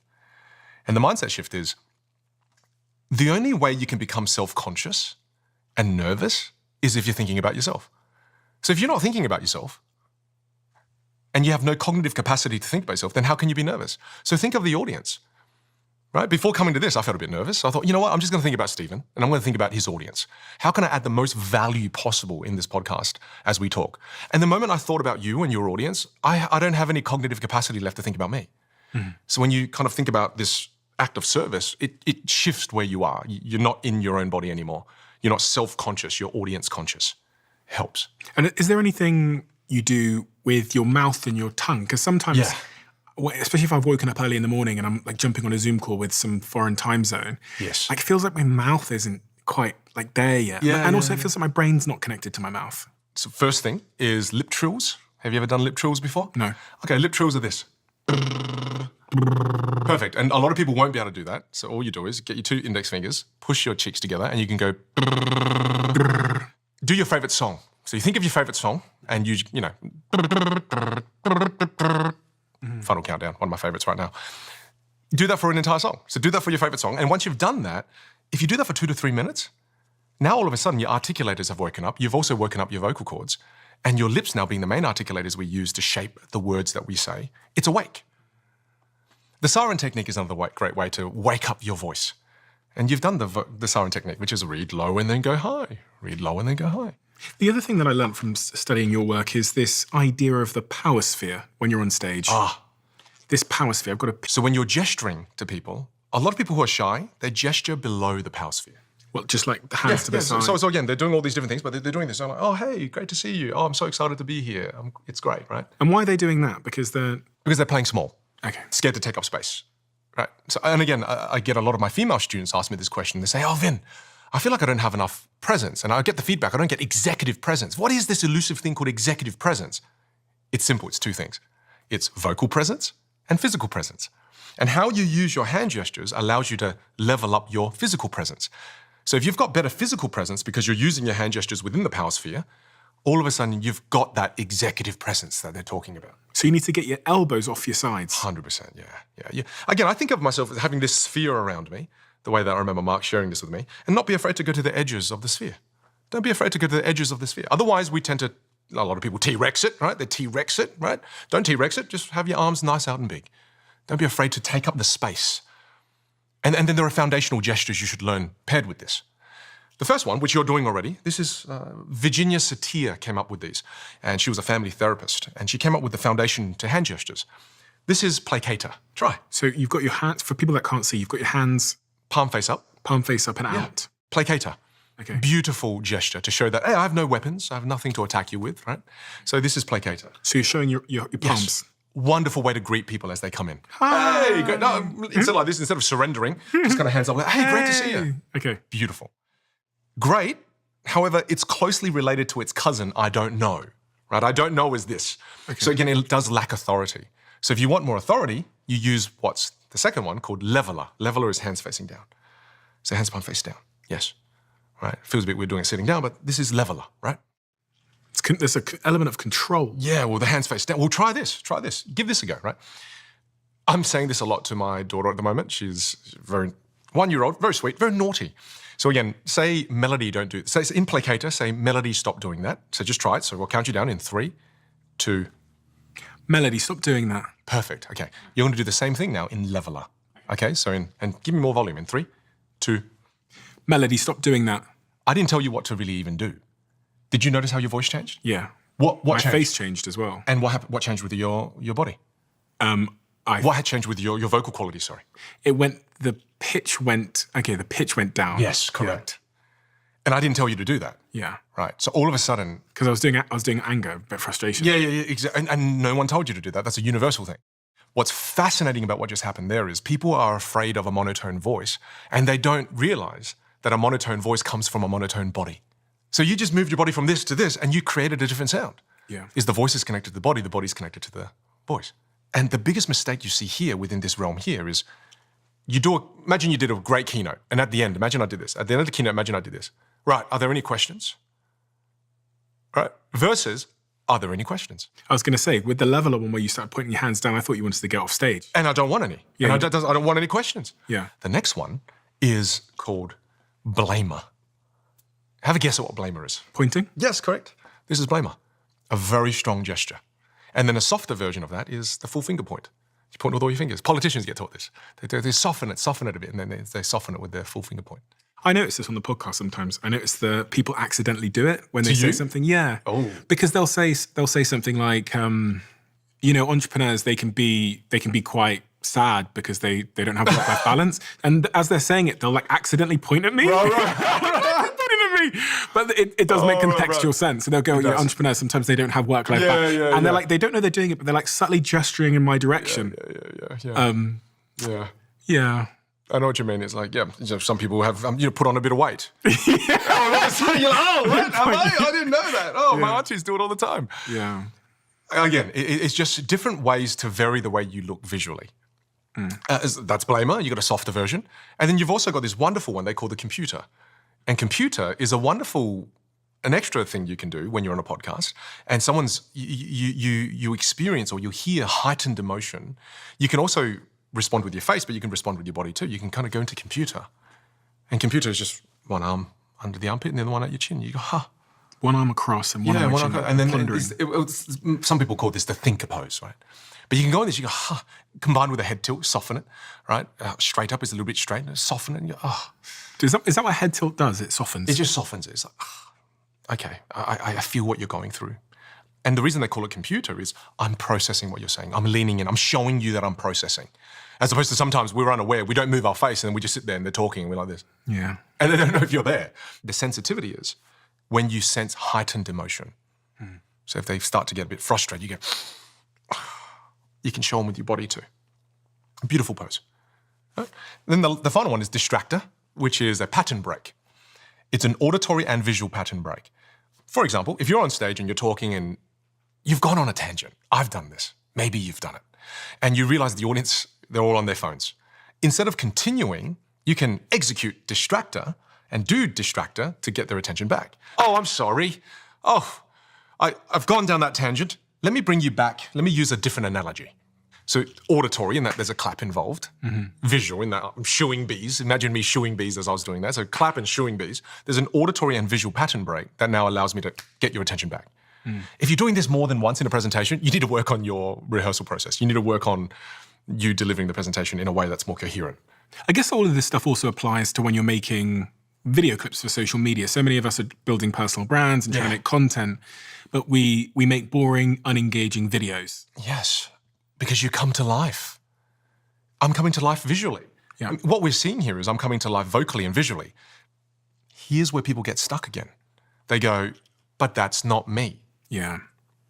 Do you think, right now I'm watching Beast Games and I'm loving it. It's just, I'm so addicted to it. Jimmy's doing great. And do you think Jimmy talks like that in his everyday life?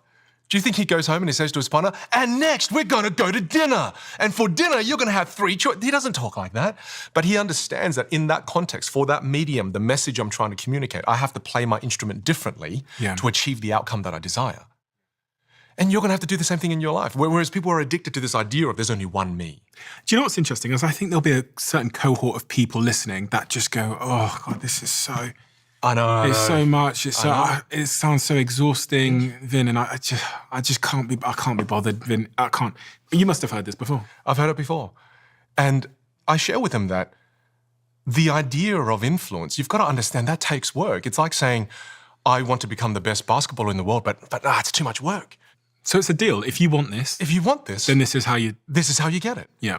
The world has really changed, especially in the last couple of years post-pandemic, and much of our communication now takes place on video calls, Zoom, Google Hangouts, this kind of thing. Yeah. How do the rules that you've said and you've talked about today apply or not apply to when I'm doing my Zoom meetings? Yeah. It's even more important online. Because the moment you sit in front of a camera and you're not a creator, what happens? The moment it's unnatural, what happens to you? Because it's weird sitting in front of a webcam. What happens to you, do you think? You lose yourself a little bit. Yes. Yeah. Everything drops. All of your vocal foundations disappear. So what do I need to be thinking about to be effective? I want to be the most effective person on my Zoom calls. Because I do worry sometimes.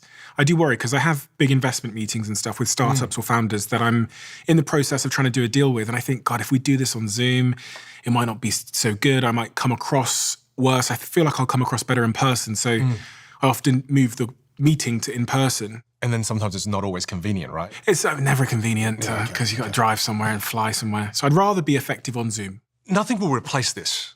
It's why I flew here from Australia. Nothing will replace this. If we did this virtually, it's not the same. But when you have to do it virtually, you have to give more of yourself. If you want them to feel valued, you have to adopt a mindset of generosity. I'll explain. We often think of generosity as the first form of generosity, which is money. Right, easiest form of generosity to grasp. And then you think about it for a bit more. You go, oh, it's time. Oh, okay, cool. And then you think about it for more. Often people don't think about the third form of generosity, which is energy. That's what the third form is. Because right now with you, I'm being generous with my energy. I'm choosing to do this, Stephen. I'm choosing to do it because I want to connect with you, because I want to be able to share the knowledge, and I want to be able to do this. Whereas there's a part of my brain that's like, oh man, you're jet lagged, you're tired, just back off a little bit. Who cares? All good. Whereas I'm now being generous with it. And online, you have to be so conscious of that. You have to be so much more generous with your energy. Because naturally, when you're sitting in front of a camera, you feel weird, and then all of a sudden, it's like my wife. When she watches me run my classes, she goes, I can't be in the same room because I feel like you're being too much. And I am. Because when I'm teaching my classes on like 400 or 500 people, I bring a much bigger version of myself to that class. I'm bringing a much bigger version than this. And then my poor wife sitting there, she goes, oh, he's overdoing it, he's overdoing it. But to every single student on that class with me virtually, oh, Vin, this is so engaging. It's so beautiful to see how much zest you have for what you do. And afterwards, I'm exhausted. But it's a choice I'm willing to make to be masterful with what I do in that moment. Now make sure your camera placement is well placed. A lot of people, when they appear on Zoom, all you see is their head. Now that makes you less visually dynamic. Whereas this is why you need the external mic. Push the laptop back, external camera, wider lens. Let them see your whole torso. Yeah, I love this. This is so important. And I learned this from Vanessa Van Edwards, where you brought her on. Oh, yeah. Such a powerful concept where it's the idea of proxemics, where there's the study of distances. Most people, when they appear on Zoom, they appear in the intimate space. And the intimate space is when your head is right next to your partner at night where you're doing pillow talk. And that's how you appear on Zoom. And when you appear that close, you feel self-conscious. Everybody else goes, oh, that's a bit, right? So if you all of a sudden now learn to appear in the personal and social space, which means they can see your full torso, that people feel more comfortable, but now you also have access to your hand gestures. Light yourself well. Okay. And something very simple. If you're doing Zoom meetings all the time and it's critical for you in your work, then learn 3-point lighting. Right? 3-point lighting. You've got that going on right here. Right? And if you don't know what it is, if you just searched it, you'd find it. Which What is is essentially 3-point lighting? you've got a key light, you've got a fill light, and you've got a hair light behind you. Right? Okay, so there's a light behind you. Yes. There's one on the side here. Yes. And there's one on the front. Is that what you mean? Yes. 3 key lights, essentially. Okay, fine. Yeah. So it's, again, they technically call, my videographers teach me all this, where they say, oh, you need a key light, you got to have a fill light, then you got to have a backlight. And the moment I did that on my Zoom calls, I just looked different to every single other person who appeared on that Zoom call. Interesting. I'm just clearer, I'm crisper, right? And this is, again, if you want to take it to the next level. I want to take it to the next level. All right, then great. Then get a better quality camera too. Don't rely on the laptop camera. Okay. Right? A lot of people do this who are creators. You just get a nicer webcam, minimum 1080p. So you look sharper, you look clearer, and you're well lit. Okay. Now you look better. Done. Perfect. Get an external mic. Okay. Because if you spend all of your time working on all of these wonderful vocal foundations, and if you've got a shitty microphone, and then you talk, you've lost there again. And get fucking good Wi-Fi while you're at Yes, please. Oh, Australia needs to listen to this as well. it. Yeah, fiber optic. Yeah, 100%. And then all of a sudden now, so your visual looks good, auditory is looked after, and don't be afraid to bring a bigger version of yourself. So much of this is about identity, isn't it? It is. We're like, so many of us, including me, we're trapped in our identity, like who we think we are. Do you know what one of the really remarkable things that always reminds me how like BS, our communication style and our identity by way of this is just different accents. Yes. The fact that someone can live in an area and they can be Scouse, or they can, live in another area and they sound completely different, like they're from New York or something. And it just goes to show that we're just like, it's so contagious and easy to blend in Yes. with one's environment. I remember experiencing a negative experience with accent. When I started to improve my articulation and I wanted to improve my pronunciation, everybody around me was saying, "You're trying to be British. Oh, really? You're trying so hard to be British. I'm like, no, I'm just trying to improve my articulation." Right? I used to slur my words all the time. Being an Aussie, we use so much slang. Yeah, I was gonna, but I didn't wanna. Right? And I could get that to a point where you won't even understand what I'm saying. Yeah, I was gonna, but I didn't wanna. Yeah, nah. Didn't wanna do it. Right? Whereas I didn't pronounce my T's. And then when I did pronounce my T's, instead of saying 3, I would say free. Can I have 3 of those? And that's how I used to talk. And I didn't realize by talking like that, people were making judgments about my intelligence. And I was like, what? I didn't even know this. I didn't even know that this was happening. And all I was doing, and again, people try to keep me the same because of identity. That's not how you should sound, Vin. That the mold you are is, you're a fob, mate. What are you doing? Why are you trying to be this British, Australian? And I just said to them, because when I speak like that, it creates the wrong perception in people's minds, and then they now look down on me as a result of that.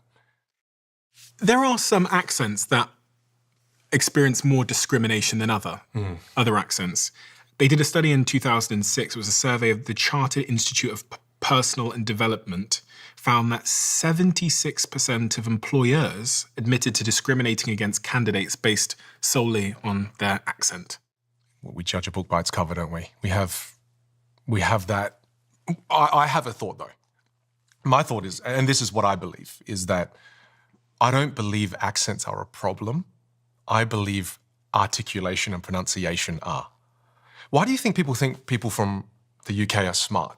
There's this perception of it. Don't you get that? Where you're sophisticated, James Bond. It's because you articulate extremely well. Especially the ones that make it to the movies, right? The ones we see. It's because of that. And you can have that level of sophistication and intelligence, and you can radiate that intelligence with any accent. I have students from India who, the moment they improve their articulation, it's beautiful. There's nothing wrong with your accent. For the longest time, they said my accent is a problem. I said, no. It's not a problem. The problem is, and here's where we go deep. Your whole life, you've learned the mouth movements to speak the Indian language. Then when you go speak the English language, you're now using Indian mouth movements to speak the English language, which are the wrong set of mouth movements to speak this particular language, but no one teaches us this. And I use the Vietnamese mouth movements to speak the English language, therefore, accent and lack of clarity. So what did I have to do? Learn the set of English mouth movements. Completely changed me. And how'd you do that? A speech pathologist. Oh, really? I had to go see a speech pathologist, yeah. I struggled with this, Stephen, my whole life. That's why when people look at me now, very easy to assume, oh, he's born with the gift of the gab. And the reality, I was born quite gabless. Yeah. And I share that because it is a skill that anybody can learn. When you say to me, you can't do this, you can't do that, to me, I hear, oh, Vin, I speak with my hands in my pockets and I'm stuck that way for the rest of my life. Take them out. Take it out. It's just a behavior. Yeah, I mean, when you told me that your English was your third language, I couldn't believe that. Yeah. Because there's no remnants. There's usually a remnants of the language you spoke before. Yeah. There's like no evidence of it. Because this has become the primary language that I speak the majority of the time now. But even so, Yeah. my mother, she spoke in, I guess she's Nigerian, so she spoke Nigerian for her childhood, moved to the UK when she was, I think, late teen years, so maybe early 20s. But there's always been the remnants of Nigerian, and she's almost 60 now, so that's 40 years. Is that just because she hasn't tried to? Well, I think it's linked to identity. Right. I don't want to lose that. Okay. I don't want to lose that connection. I don't want to lose that sound. It's why, again, most people don't change the way they sound throughout the entire course of their life. I'm not saying she should, because there is something about your origin that gives you a little bit more... That's right. Something a little bit more interesting. But when I look at some of the research, it shows that in terms of employment opportunities... I would love that study to be done in a way where the people who are speaking with accents have incredible articulation and pronunciation, as opposed to them speaking with poor articulation and pronunciation. There's a big difference. Research indicates that individuals who use non-standard speech patterns such as African-American vernacular English often face negative perceptions regarding their intelligence, competence, they have worse housing opportunities, and they have worse legal outcomes. Right. It's a profound It is. adverse reaction just from how you speak. It's a real unfairness, like an injustice, isn't it? It is. It is. It's like when I was... And it's one of those things where it's super weird. I remember when I was becoming a professional speaker, some of my peers who were also Asian, I remember them saying to me, they said, hey, it's going to be really hard, man, right? Because that's for the Caucasian man with white hair, the game you're about to play. And at the time I had blonde hair, right, as an Asian guy. And they're like,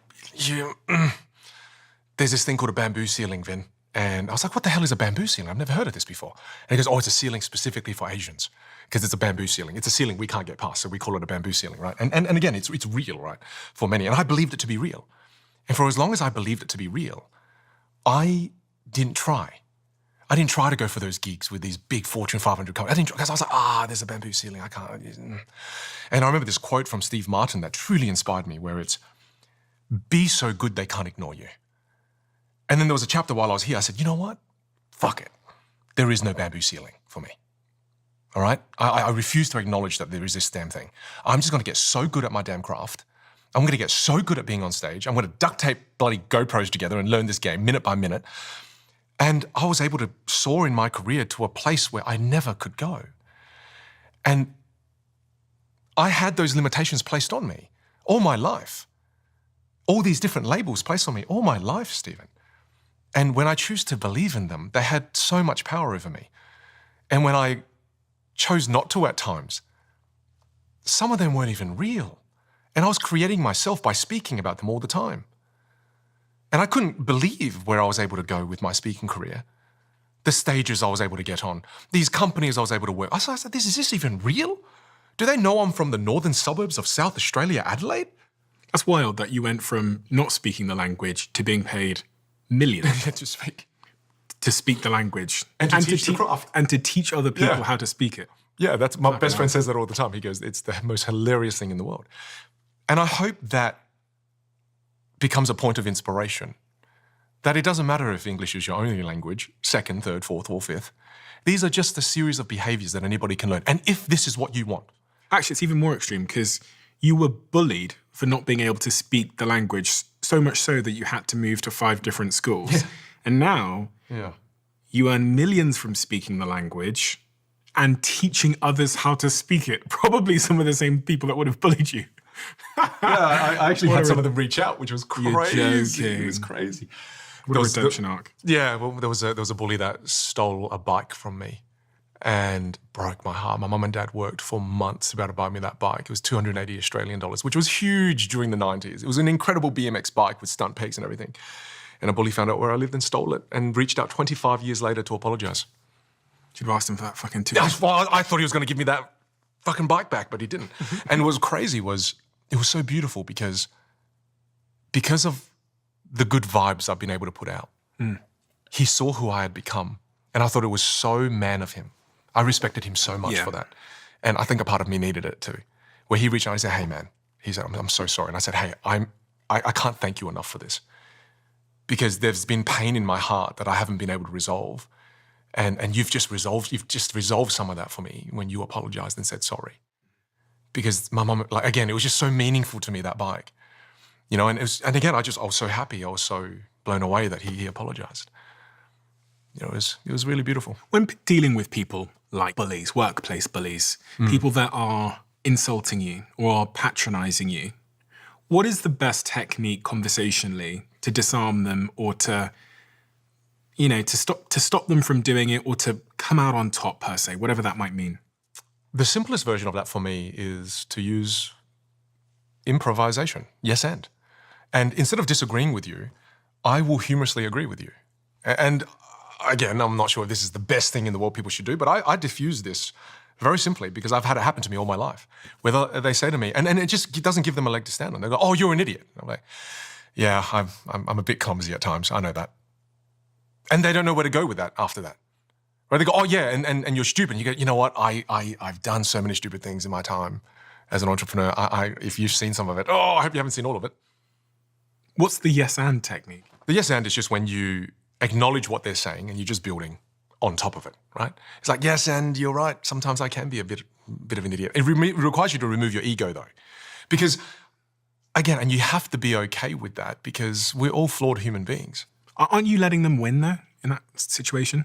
It depends on how you define win. To me, I'm just not going to be hooked into this. Whereas before, I would defend myself. I'd be like, oh, what have I done that made you think that? But I'm not interested. If you're not in the, I love this quote from Brene Brown where she says, it's I think from Theodore Roosevelt, if you're not in the arena with me, I'm not really that interested in your feedback. What if I'm on Dragon's Den? Okay. Right? And on Dragon's Den, there's 100 pitchers a year. They come into the den, 5 of us dragons here. We're interrogating them. We're asking them difficult questions. Based on what you know about communication, how should they handle our critiques and our challenges? Is it that yes and thing? Because what's the opposite of yes and? The opposite of yes and is yes but, right? And the classic scenario is if you said something to them simple as, and I remember sharing this with one of my clients where I saw in their calls, when people were arguing with them about their prices, they would say, yes, but the reason we're more expensive is because we spend a lot more on R&D and we update our software all the time. So all of a sudden, when you say yes, but, you're taking your conversation to a negative direction. But means whatever you say, I'm going to negate that and I'm going to give you my version of reality. Whereas when you say yes and, the same thing, you could critique them and say, oh, I think your services are too expensive. Yes, and Stephen, the reason for that is because we invest heavily in research and development. So all of a sudden, when you say yes and, you're taking it in a positive direction. You say yes, but, you're taking it in a negative direction. One, we're going to build upon this and we'll work through this. One, I'm negating what you're saying. And I'm just going to share and force my version of my reality. And so it's a simple technique in the world of... It's so effective, though. I see it in the den all the time. I see when my fellow dragons will be like interrogating someone and I'm watching, and I watch some of them, they go, yeah, but, and they just get the person's back up. Like they just, it's like it becomes this real antagonistic exchange. And it reminds me of Tali Sharot, who's a neuroscientist that was on my podcast, who told me they did studies where they put 2 people in these like brain scanners and they got them to agree and scan their brains. And when they agreed, their brains were illuminated. Then in the next round, they got them to disagree at a certain moment. And when they disagreed with each other in these brain scanners, their brains basically shut down because they've gone into... Shut down? It's almost like you could... When I say shut down, it's like the lights went out. And so she taught me this law that I wrote about, which is called never disagree. And when you say that, people go, never disagree? Doesn't make sense. Doesn't make sense. That's what yes and is so good for. Is even if you say something negative, it's all right. Even if you say that your content sucks, Yes, and I know sometimes we put out content that just misses the mark. I'm human. And then there's no fire now because we're not creating the friction to create a fire. And I again take that path because I'm just not interested in just arguing for blatant arguing. I'm just not interested in that. The other thing that people struggle with a lot, and we talked about it a tiny little bit earlier on, is starting conversations and small talk. Yeah. It's difficult. I think it's becoming increasingly more difficult as we become more sort of digitalized in our lives. It requires so much courage. I feel that starting a meaningful conversation requires a lot of courage. This sounds like a crazy fucking thing to say on a podcast in 2025. How do we start a conversation with another human being? Is there like a... I've got a favorite technique that I use. And it requires courage. So you have been warned. It requires courage. And it's a simple game called High-Low Buffalo. High-Low Buffalo. I love this game. Oh, you're not aware of this. Again, because you haven't played in the world of improv. High-Low Buffalo. High is something that's going great for you. Low, something that's not so great for you. Buffalo, something interesting about you. Now, there's a reason why this game is so great. It's great because if I play High-Low Buffalo and you play High-Low Buffalo, and we'll play it in a second. Are you game to play? Yeah. Okay. Then what we're doing is we're creating something called conversational threads. Let's play first. So do you want to go first or do you want me to go first? You go first. Okay, sure. Hi, I'm doing the Diary of a CEO podcast. This is pretty awesome. So I love that about this. This is amazing for me. This is a big high for me. Low, I'm really struggling with what is enough in this chapter of my life and how much I should pursue building my business, how much I should grow it. I'm really struggling with that enough component. And something interesting about me is I have 3 alpacas and I live on an acreage. Gosh, that's crazy. I've got to beat alpacas now. Don't beat alpacas. Whatever you like. I've got a dog called Pablo. Yeah, there you go. You're overthinking it. Don't overthink it. Give it a go. Hi, I'm really enjoying this conversation and I'm learning a lot, awesome. which is amazing. Low, I haven't been working out in the gym as much as I want, and I'm concerned that my balance is off because I'm recording a lot and things are out of whack, and I'm trying to work in the evenings, and that's a struggle trying to squeeze my relationships in there as well. Random interesting thing. I'm training for a marathon that I haven't signed up to yet. That's incredible. I didn't know you were going to do that. That's incredible. That's not as good as alpacas. And definitely wasn't as good as alpaca. However, that's great. Okay. When you have the courage to do this with someone now, I've given you 3 conversational threads that you can pull on. Do you say it to them that we're going to do High-Low Buffalo? I play this game with people I meet that I want to connect with. Okay. This is not if I'm on the bus and I'm talking to someone. Okay. No, because that's generally small talk. And if you don't want to connect with the person, it doesn't make sense. But what if I'm in an elevator or I'm in a social setting, I'm at a networking event? Well, the game I just gave you is different. The game I gave you is a game that you play with a colleague you've been working with for the last 4 years, but you barely go beyond high. Okay. Right? And we'll stick to that and then I can share with you the other one. But to me, what's powerful about that game we just played is we all have people, the reason people hate their work so much is because they don't feel connected. And it's because they're not having conversations at work. It's because they don't feel a sense of connection with their team members. So to me, when you are courageous enough to play this game, say you've been working with Susan for 12 months, and you always see each other in the lunchroom, but you just sit down with Susan and go, Susan, I know this is a bit crazy. Listen to a guy named Vin on Diary of a CEO. He said, if you want to connect with someone and you care about the connection, play a game called High-Low Buffalo. Are you game? Play. And just do what we just did. Because all of a sudden now, I've given you 3 threads, right? Excited to be here. Also struggling with enough. And then I also shared with you, I've got 3 alpacas, I live on an acreage. There are 3 things that you could choose from, what you're interested in asking me about. You just gave me 3 things. I'm also very conscious about health and I haven't been that great with it too. So all of a sudden I've got 3 threads to choose from. What's the opposite of that? Did you watch the Mr. Beast? Oh, I haven't. Who's Mr. Beast? Oh, that's cool. All right, I'll see you in the meeting at 2. I'll catch you then. No worries. Because you've taken your shot in the dark and you've given 1 thread and it just didn't hit. Whereas I'm giving myself 3 chances here. I'm giving 3 opportunities for a conversation to spark. But in actuality, there are 6 threads here. Because there's 3 from me, there's 3 from you. I'm going to roll around the office when I get back to London and I'm going to ask people for some High-Low Buffalo. And and because all of a sudden, that requires vulnerability. Yeah. That requires something you're excited about. And it's also something interesting you didn't even know. I didn't know you were going for a marathon, man. That's awesome. Right? You should sign up for it. Yeah. I should, shouldn't I? What's stopping you? No matter where I am in the world, it seems like everyone is drinking matcha. And there's a good chance that that matcha you're drinking is made by a company that I've invested more than 7 figures in, who are a sponsor of this podcast called Perfect TED, because they're the brand used globally by cafes like Blank Street Coffee and Joe and the Juice and many, many more. Not only can you get Perfect TED matcha in cafes, but you can now also make it at home. Much cheaper, in seconds, using our flavoured matcha powders that I have here in front of me. Perfect TED matcha is ceremonial grade and sourced from Japan. It is smooth, it is naturally sweet, not like those bitter grassy matchas that I tried before Perfect TED. And if you are one of those people that have told yourself you don't like matcha, it's probably because you haven't tried our Perfect TED matcha. And you can find Perfect TED matcha in the UK in Tesco, Sainsbury's, Holland and Barrett, and in Waitrose, or Albert Heijn if you're in the Netherlands, and on Amazon in the USA, or get the full range online at perfectted.com, where you can get 40% off your first order with code Stephen40. Quick one, I want to talk to you about our sponsor, Whoop, a business I'm also an investor in. And if you follow me on Instagram, you've probably noticed that recently I've picked up running, which I'm very much enjoying. And it started out as a challenge, but it's now evolved into something I do almost daily. It is one of those things that's pushing me to be better every single day. But here's the thing, to me, progress isn't just about pushing harder, it's also about training in a smarter way, which is where my Whoop comes in. Whoop doesn't just track my workouts, it tells me how ready my body is to take them on before I've even started the workout. A few years ago, Whoop ran a study called Project PR, and it found that runners who adjusted their training based on their recovery scores improved their 5K times by an average of 2 minutes and 40 seconds, while reducing injury risk by over 30%. And they did it while training less. So if you're looking for this type of guidance when it comes to your training, head over to join.whoop.com/CEO and get a 30-day trial with zero commitment. That's join.whoop.com/CEO. Let me know how you get on.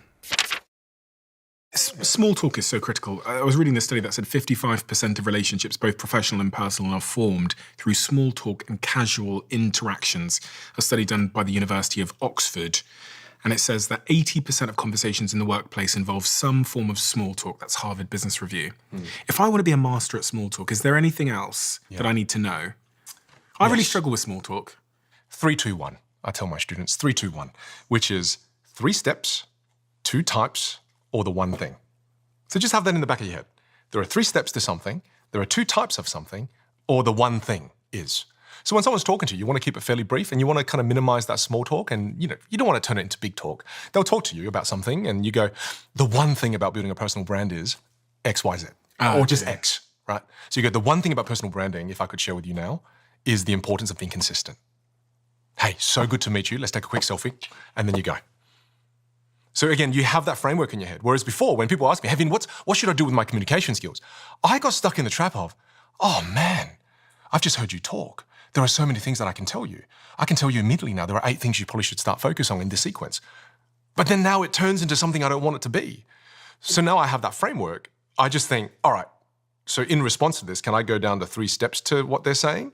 The 2 types of what they're saying, or the one thing about what they're saying is this? And do you think I should have some Nuggets, some questions in my back pocket that I roll out frequently? Some pre-prepared small talk things that aren't, have you seen the weather? Yeah. You should. And these are important. And you can create your own. I mean, I love the what do you do in your free time? I really enjoy that question because it opens up so many doors to so many interesting things that people do, as opposed to them telling me what they do for a job. Because we've heard this many times before. When someone asks you what they do for a living, I'm trying to understand where you are in the status hierarchy. Right? So I love what do you do in your free time? I genuinely love that question. And have a list of 3 to 4 questions. Just have them in your back pocket. That framework of 3-2-1, though, that allows you to get out of that small talk in a brief manner. They ask you a question about personal branding. Oh, there's 2 types of personal branding.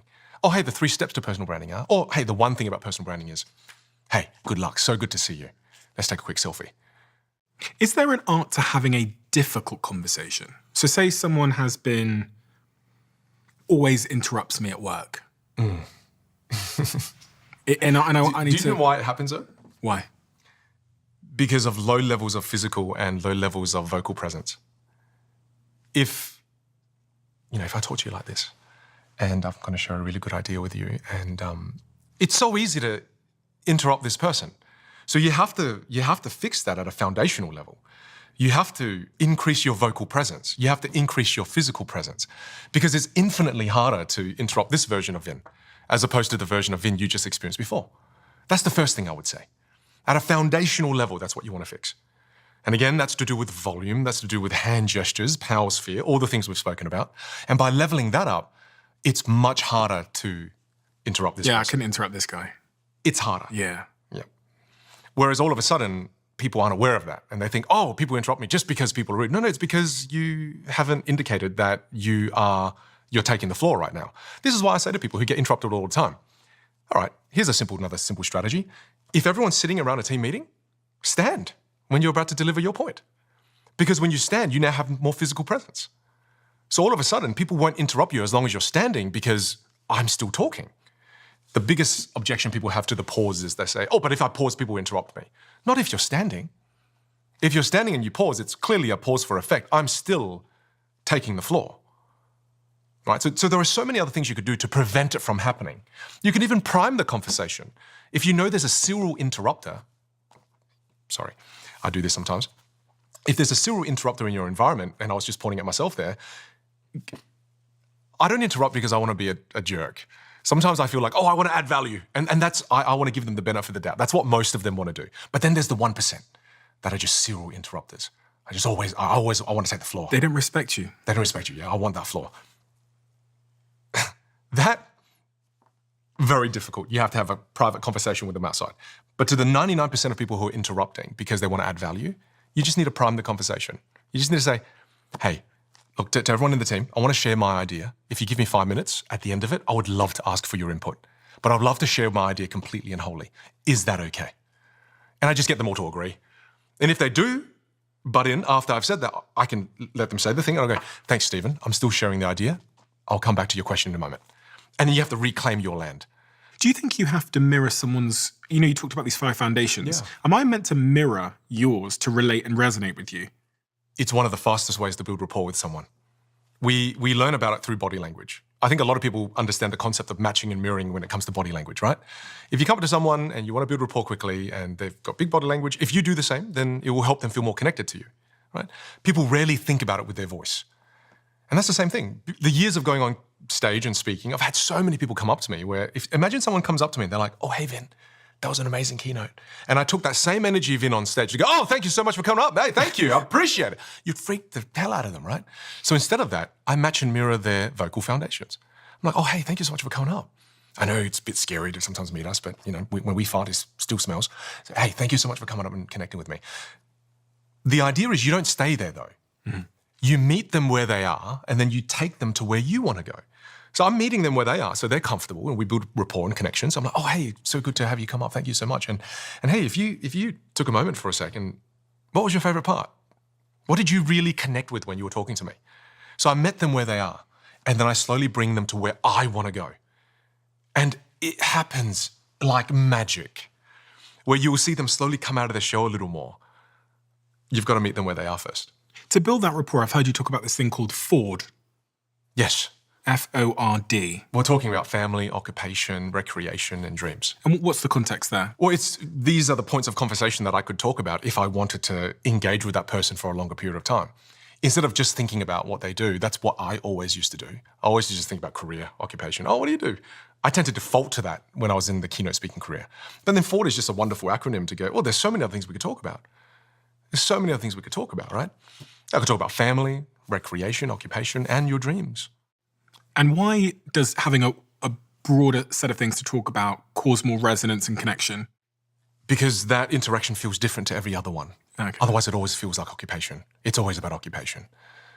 I just love having extra things to be able to go to. Like the dreams, again, I love asking people that question. I love watching, there's a gentleman named Simon Squibb who's been able to own the brand of what is your dream, right? It's such a powerful question. And it causes people to pause and think, and what is my dream? It sometimes can lead to pain, sometimes leads to wonderful conversations.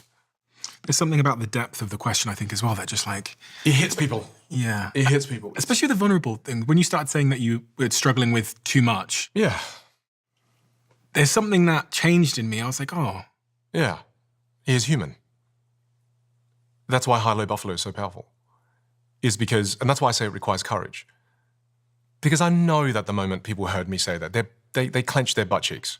They're like, oh, no, I don't really want to do that. But the moment you do it, it changes everything. It shows I'm human, shows I struggle, shows I've got things that aren't going that well. You know, when we had the conversation on the podcast with Vanessa about body language, one of the things that I saw in the comment section was people pointing out that in different cultures, Yes. different rules apply. Yes. And it's kind of what I was saying earlier about being British. We're a bit more conserved. Yeah. Do you need to sort of overlay all this advice with cultural nuance? 100%. A motivational speaker from America coming to Australia doesn't work well. Because if they come to Australia, they're like, oh, get on your feet, let's start. Like, Australians are very skeptical, like those in the UK, and we kind of sit back, we're like, yeah, nah, mate, we just started. We're not doing that just yet. And that's why when American speakers come to Australia, they're like, oh, it takes them a long time to get into it. Because we're so skeptical in Australia too, right? I think we kept that as we went to Australia from the UK. And there's still that, so you've got to be sensitive to that. And before you go and speak in a certain country, I think it's very important to go, right, what are the cultural norms? And expose yourself to I've made mistakes before. Right? I've done the ultimate mistake. There's a bit in my keynote where I told my dad I wanted to leave accounting and become a magician. And my dad said, what the hell, you want to be the Harry Potter? Right? So I play, right? I play a little bit with the voice. And then I went to Asia and I did the same accent. No one laughed. And I went, right, no sensitivity there. I didn't realize it. They didn't find it funny because they're like, oh, well, yeah. I was sweating bullets. And then they start to slowly realize, oh, he's taking the piss. Oh, and then the audience turns against you. I've done it wrong many times before. And again, that's how you learn. But people don't want to learn that way anymore. They don't want to pay the price of failure. That's the only way you learn. And so many people hate hearing their own voice. They do. I remember the first time I heard my own voice, I couldn't believe it, when I was recording those little cassettes back in Plymouth when I was a kid. Do you know why? No. It's because when you hear your own voice, you're hearing the vibrations through bone and muscle tissue. You're hearing those vibrations. So they sound deeper, more resonant to you. So when you hear your voice, you're like, ooh, I sound like Barry White. So you think you have this deep, rich voice because you're hearing it through a different medium. Whereas when you open your mouth and you speak to another person, the medium is not muscle and bone, it's through air. So it's less dense. So it sounds higher pitched. So one of the main reasons people hate it immediately is they go, oh, what? Why do I sound like this? Whereas in actual reality, it's because it's going through a different medium. One's going through bone and one's going through muscle. The other one's going through the air. So this is why I thought I could sing. And then when I recorded singing and I played it back, I was dreadful. Made the same error. I couldn't believe it. I thought something was wrong with the recorder. Yes. And that's what happens to everybody. And it's also the same thing with why people hate themselves on camera. It's because you see yourself in the mirror. And you see yourself the way you see yourself in the mirror. And then you see yourself in camera and it's flipped the other way. And you go, whoa, why I don't look like that? Why does this part of my face look different? Well, it's because that's what everybody else sees, but you've been looking at yourself in the mirror your entire life. You've been listening to yourself through bone tissue and muscle your entire life. So how do I overcome that? Desensitization. You have to listen to yourself. Do you still care about your voice? Do you still listen to it? Yeah, you don't care anymore. You love the sound of your voice now, don't you? I wouldn't say I love it, but I'm so used to it. It doesn't make me cringe anymore. Because you've desensitized. Yeah. Because you're now hearing what other people hear. And again, that's why you should record videos of yourself. And I still think that record and review thing, if that's the one thing you do after this, if you pick 3 things to change after you do that process, it's gonna radically shift the way you come across when you speak. Imagine you are only 3 changes away from completely transforming. That's all that it takes. I've seen my students do this time and time and time again, and I wish I was able to show you in these video examples when all of a sudden they just shift more melody, more volume, larger body language. It's a different human being. It's crazy. And again, I'm not saying be that all the time. It's now you having gears, right? It's like a car. Most people just one gear. And I'll bring that one gear, that one communication style to every interaction. Why is it not effective? Do you think this whole introvert-extrovert thing is bullshit? I asked my vocal teacher this. And I said, like, what's the difference? And she asked me this question in return where she said, that pianist you saw at the concert I took you to, if they're an extrovert, how would it be different when they play the piano? And if they're an introvert, how would it be different? And I said, I have no idea. She goes, it's the same thing. Just you're playing your instrument. The only difference between an introvert and extrovert is an introvert, they lose energy from social interaction. So you have to be highly vigilant. You have to be highly diligent when you're expending that energy and you're playing the music for people. You have to be extremely diligent. Whereas those who are extroverts, they can play it for a longer extended period of time. So again, for an extrovert, it's just about choosing when you do that, choosing when you play beautifully, as opposed to, oh, I'm an introvert. I should just talk like this then because I'm an introvert. It's like, what? Really? Social anxiety. Some people do have like severe social anxiety. So many of the things, they might have clicked on this conversation because they're interested, but they have no belief in themselves that they could ever change because they literally, their body goes through almost like a panic attack when they're in these social situations. What do you say to those people? It's the slow process of desensitization. It really is. I find it. Exposure therapy, yes. I find it, and I was that. I mean, the only reason I learned magic in my life was because I felt like I had no value. And I had to go learn a whole craft to have value so that I could be amazing, because by myself, I'm not amazing. That's why I learned magic, because I felt like I wasn't amazing. And then when I had this amazing thing, then everyone thought I was amazing. I was like, oh, I'm amazing now. But then one day I forgot my cards at school, and then all of a sudden I went home and I had some social interactions. I went, oh, I'm not amazing. What I'm trying to say here is, instead of picking something like magic and then using that as a crutch, because I did, and then in every conversation with you, I would have to do magic with you first before I do anything else. Because if I didn't, I don't feel confident. Now I feel like I have nothing to give. So to me, this is why I push communication skills so much. Let me share with you a story. Let me give you a little bit of context. When I was 13, I went to year 8 camp, freshman camp. I had a really good friend at the time named Kevin. I saw him playing ukulele around the fire camp. And for the first time, I saw Kevin talk to girls. Me and Kevin bonded over the fact we would never talk to girls because I couldn't do it, he couldn't do it, and we bonded over that. That night, he broke that trust because he was talking to girls and he was playing his ukulele and he was amazing. And I felt so pissed off at him. I ran back to the cabin. And the next morning, I went, oh, the only friend I have here is now talking to girls. And then the next morning, I see him at the breakfast table by himself. And I was like, what? This guy was the bee's knees last night and now he's by himself. What the frick? And I didn't understand that for the life of me. And then I experienced it in my life with cards. When I have a packet of cards, I could talk to anyone. But then when I didn't have my cards, I couldn't talk to anyone. I had crippling social anxiety. And I went, oh, this is what we call contextual confidence. Oh, interesting. So in certain contexts, I'm more confident. Even the people you're talking about who are anxious, there are certain contexts where they are contextually confident and they light up. There's a certain topic that if someone talks about it, they might think of themselves as being a bad communicator, but because that topic comes up, they now are a great communicator. Right? So then the idea of contextual confidence led me to really working out that communication skills is such a critical skill set. Why? Because if I master the use of my voice, if I master the use of my body language, I master the ability to storytell, can I leave my voice at home? Can I leave my body language? Can I leave my ability to storytell and connect with other people at home? You can't. Now you have this ability that follows you everywhere you go, meaning you become contextually confident in every single area of your life.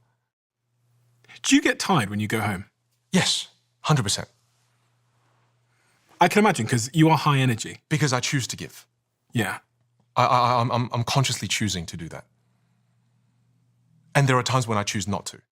So that in the times where I do give, I can give you the best version of me. I didn't leave my... Our interview today was 4 p.m., right? Mm. I didn't leave the hotel room at all day. Why? Because I'm conserving that energy for you. Oh, okay, thank you. Yeah, you're welcome. And to the point where my videographer was asking me, he said, hey, dude, are you all right? And then he goes, look, just, and he was, I love him. He was so concerned about me. He goes, just wave to me outside of your window so I can see you. And I opened the door. I was like, oh, this door opens. And I waved. I was like, hey, Peter. And he's like, oh, cool. Vomit on your sweater. Because I didn't leave my hotel room, right? Because I was conscious of that. That's crazy. I was just conscious of that. I appreciate it. Thank you. That's all right. I was already jet lagged. I didn't want to be shit. No, but I can relate as well, because I sometimes wonder if energy is finite or if... Well, it is. I do this podcast and then I'll go into the real world and I don't want to have... I'm depleted. Yeah. And I always wondered if that's something I could do something about, if I just need to buck up and just, try and There's only so much of that you can do. And it is a limited supply. That's why it's so beautiful when someone is willing to sit and be present and play their instrument with you. Mm-hmm. Because it's a conscious thing. Whereas I used to approach every interaction with, bring the bare minimum. And I didn't understand that exchange of energy, you get so much more out of life when you give more. Not just with money and time, but with your energy. Yeah, there's a transaction here that's happening that's invisible. And I treat, like, it's so weird. And it doesn't happen because I have a lot of followers. Lots of people don't know who I am. On the way here, I got upgraded on my flight because I just built connection with the person. And I thought, you know what, this person's probably had a lot of boring conversations. I'm just going to make them laugh. So I just spoke, make them laugh. And they're like, oh.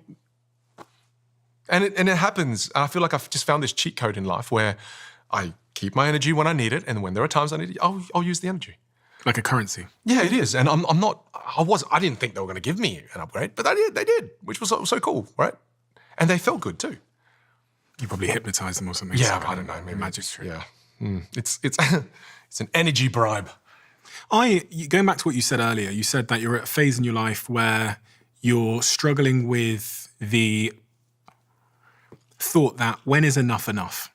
Yeah, it's been really hard. Yeah. I mean, are you feeling this? Because as you build your personal brand, as this podcast reaches more people, as it is already, as it gets bigger and bigger and bigger, more and more and more opportunities come along, the momentum gets faster and faster and faster. It becomes harder now to steer. What is that struggle, though? So struggle implies that there's two forces pulling in two different directions. So describe both forces to me. There's a part of me that is very ambitious. But my identity now has been upgraded. I'm not just entrepreneur, I'm dad. And there's a pull between the entrepreneur in me and the dad in me.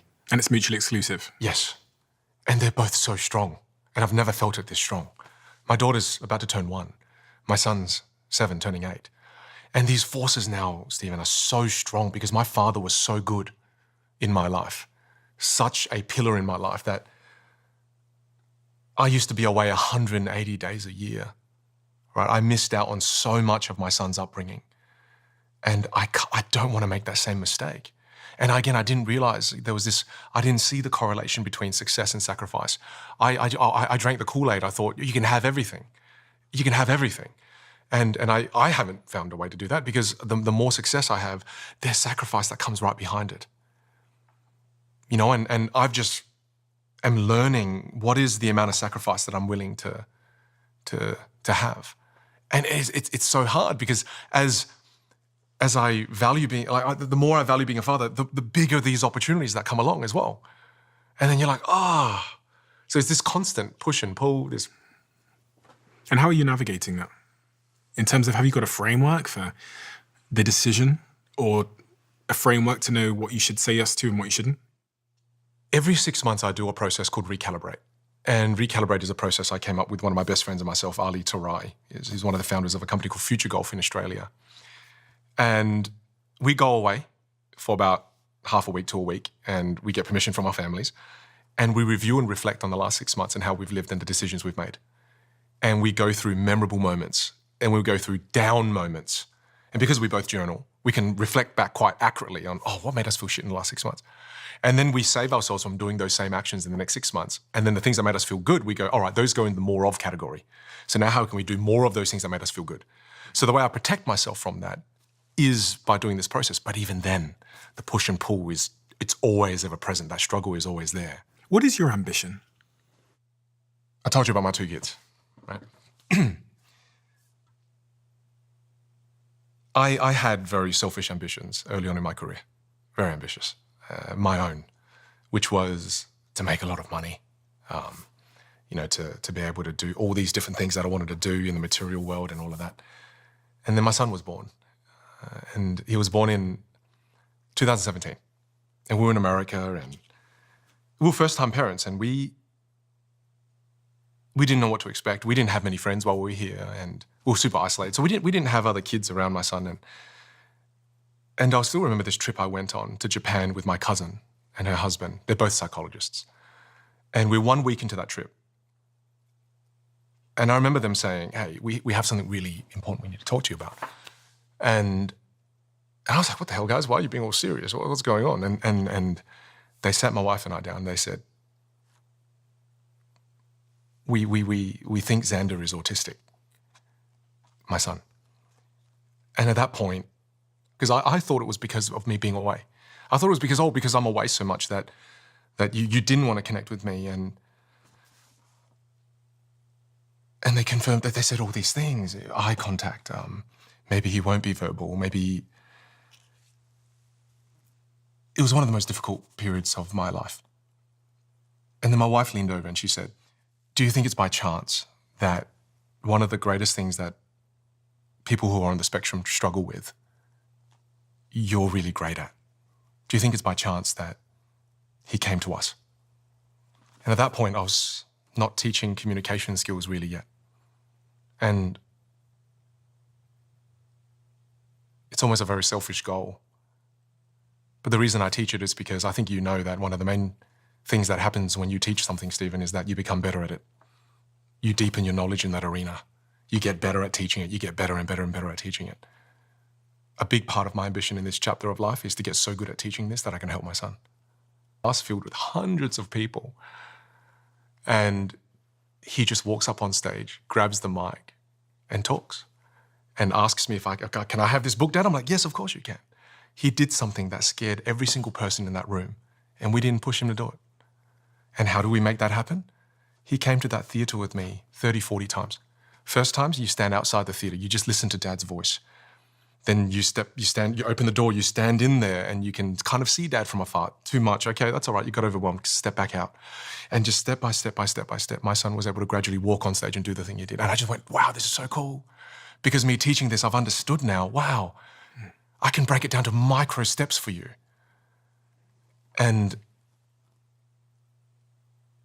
selfishly, that's such a big part of my ambition right now, is how can I get so good at teaching this that I can help my son overcome one of his most challenging difficulties that he'll experience in this life.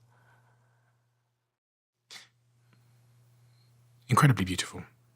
Your father as well was and is an incredible person. Yeah. You were telling me a little bit about him before, but I also did some research on the life he lived and what he went through and his brothers and his family, and it was incredible. And he is now a monk. And my mum.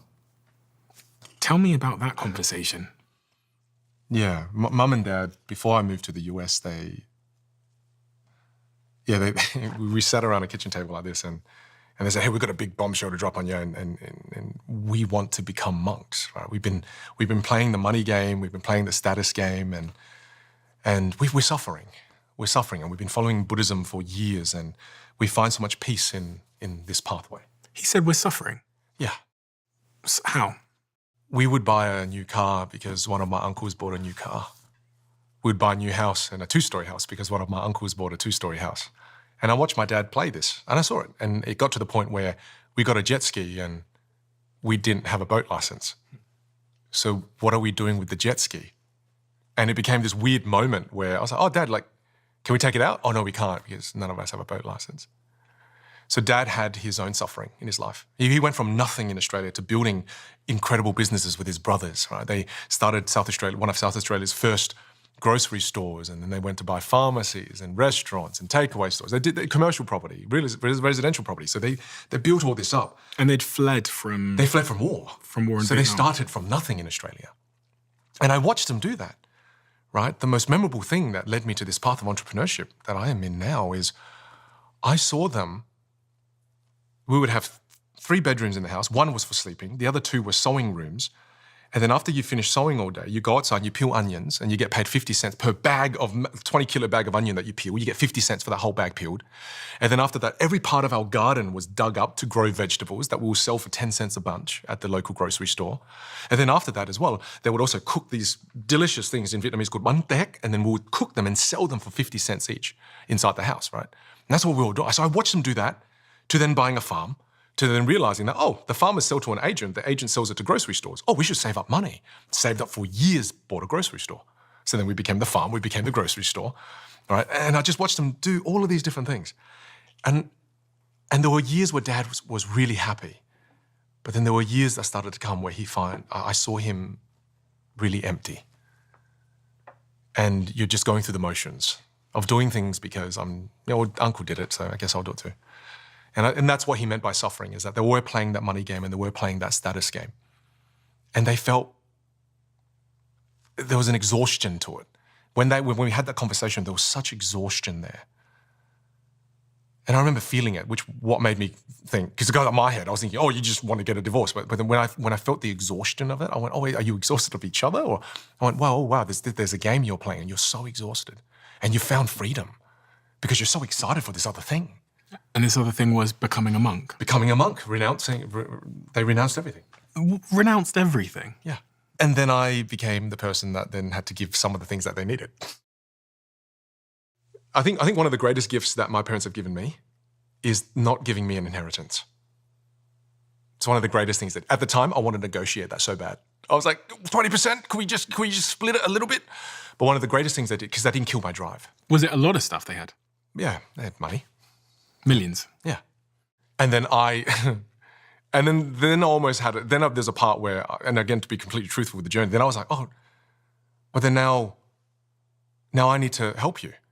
And I had to, because they had a vision and I wanted to help them. So I bought them a block of land to help them build a meditation center. And my dad was like, no, I just want just land.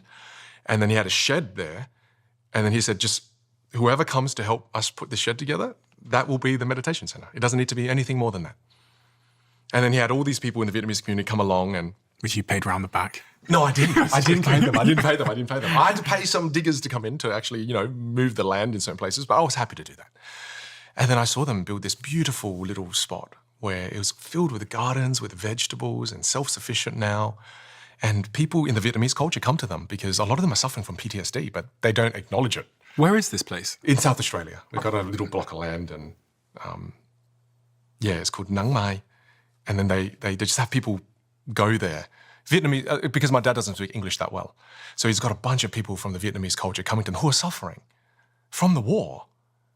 And some of them have had children pass away. And then I see my dad bring someone who's, the craziest situation was when I saw him have someone lose a child, one of the greatest pains I think a human could ever know, and then walk in tears, dad speak to them, hold their hand, went for a walk, and then just took their hands, they started gardening. And I watched this ridiculous thing happen in front of me, where then he took them gardening, they planted a few things, they picked some fruit, they went in the kitchen, they cooked, and they just said to them at the end of the day, you did something amazing today. You planted some fruit for those who you may not be around for, but when this tree grows, you've planted some beautiful fruit for someone to eat. You've done something really good today. And I watched him almost heal someone without saying much at all. And I said, Dad, how did you do that? He goes, because I just took them out of their head just for a moment into their hands to give them a moment of quiet. People know how to get out of their own troubles. Sometimes they just need a place need some shade. Is he happy? I've never seen him happier. And I was the biggest skeptic because I thought, surely there's going to be a crack. And I was playing that skeptic. I think I feel kind of bad playing that skeptic because for a period of my life, I was like, is this real? Like, is it real? Or is this a phase? And as far as I can see, it's real. Good on him. And he's so free, though. It's because he wakes up every morning. He has this incredible, he's no attachments. He's detached from everything. What has he told you about the endless pursuit of more? Has he given you any cautionary sort of warnings about this? Yeah, it's what brought me back home from the US. It's what brought me back. You told me a quote which I loved before we started recording. What was that quote? While I was in the US, he doesn't say much, my dad. Right? Growing up, he supported through action a lot. And I remember when my mum called me and said, hey, your dad wants to talk to you.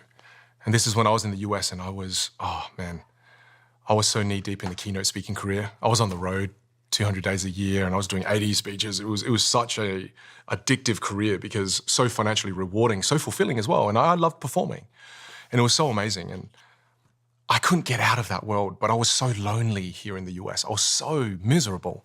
But again, because you get paid more, you go, one more year. Oh, honey, it's okay. We'll just do one more year.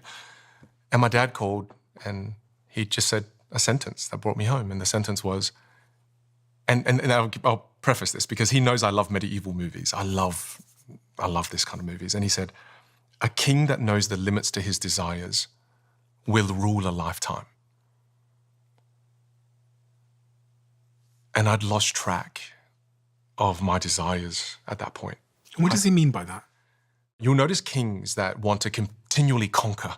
I want to conquer more. I want to conquer more land. And gradually what happens to them is they die.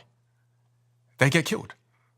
Whereas the kings that know the limits to their desires, they rule an entire lifetime. And that's what I really connected with. And that's what brought me back. And I walked away from a speaking career to go back to South Australia, Adelaide. I remember my agents in Australia said, can't you at least come back to Melbourne and Sydney? You're going to Adelaide? And to me, because I wanted to, the pendulum had swung so far one way that I reacted in that way and swung so back far the other way. And I learned a lot going back because a lot of the beliefs that I had weren't real.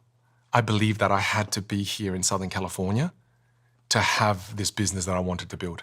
To become the person you thought? I had that belief, and that belief wasn't real. Is there a voice inside you that goes, God, you could do it bigger? 100%. It's could there. Go to New York. 100% it's there. But my dad's voice is there, though. My dad's voice is also there, which I'm grateful for. Because I made the mistake with my son already, Stephen. I was away so much.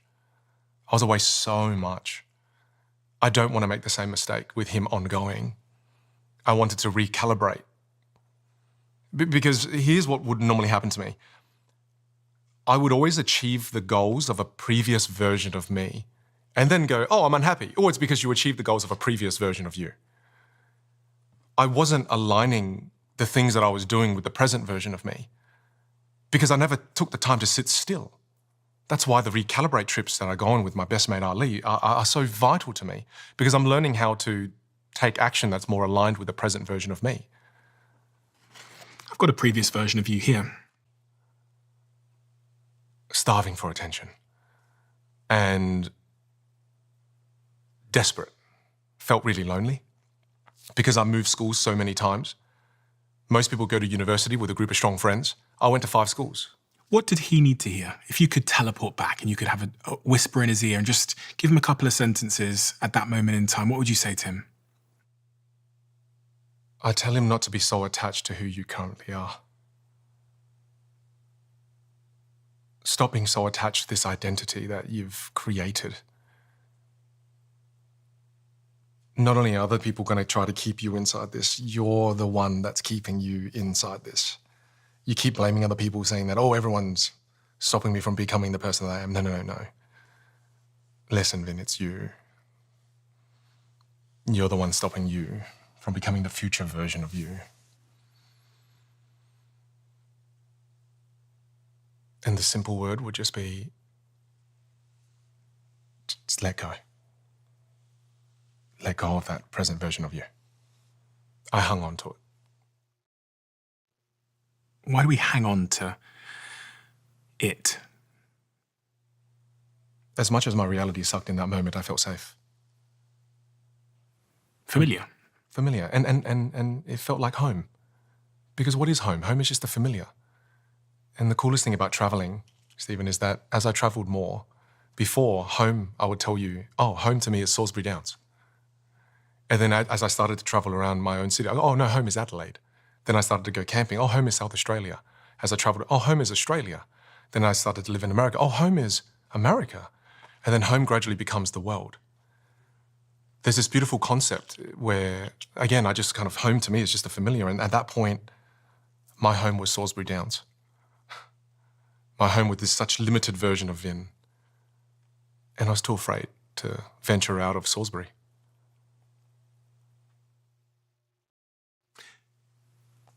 Vin, what's the most important thing that we haven't spoken about, that we should have spoken about today as it relates to the work that you do?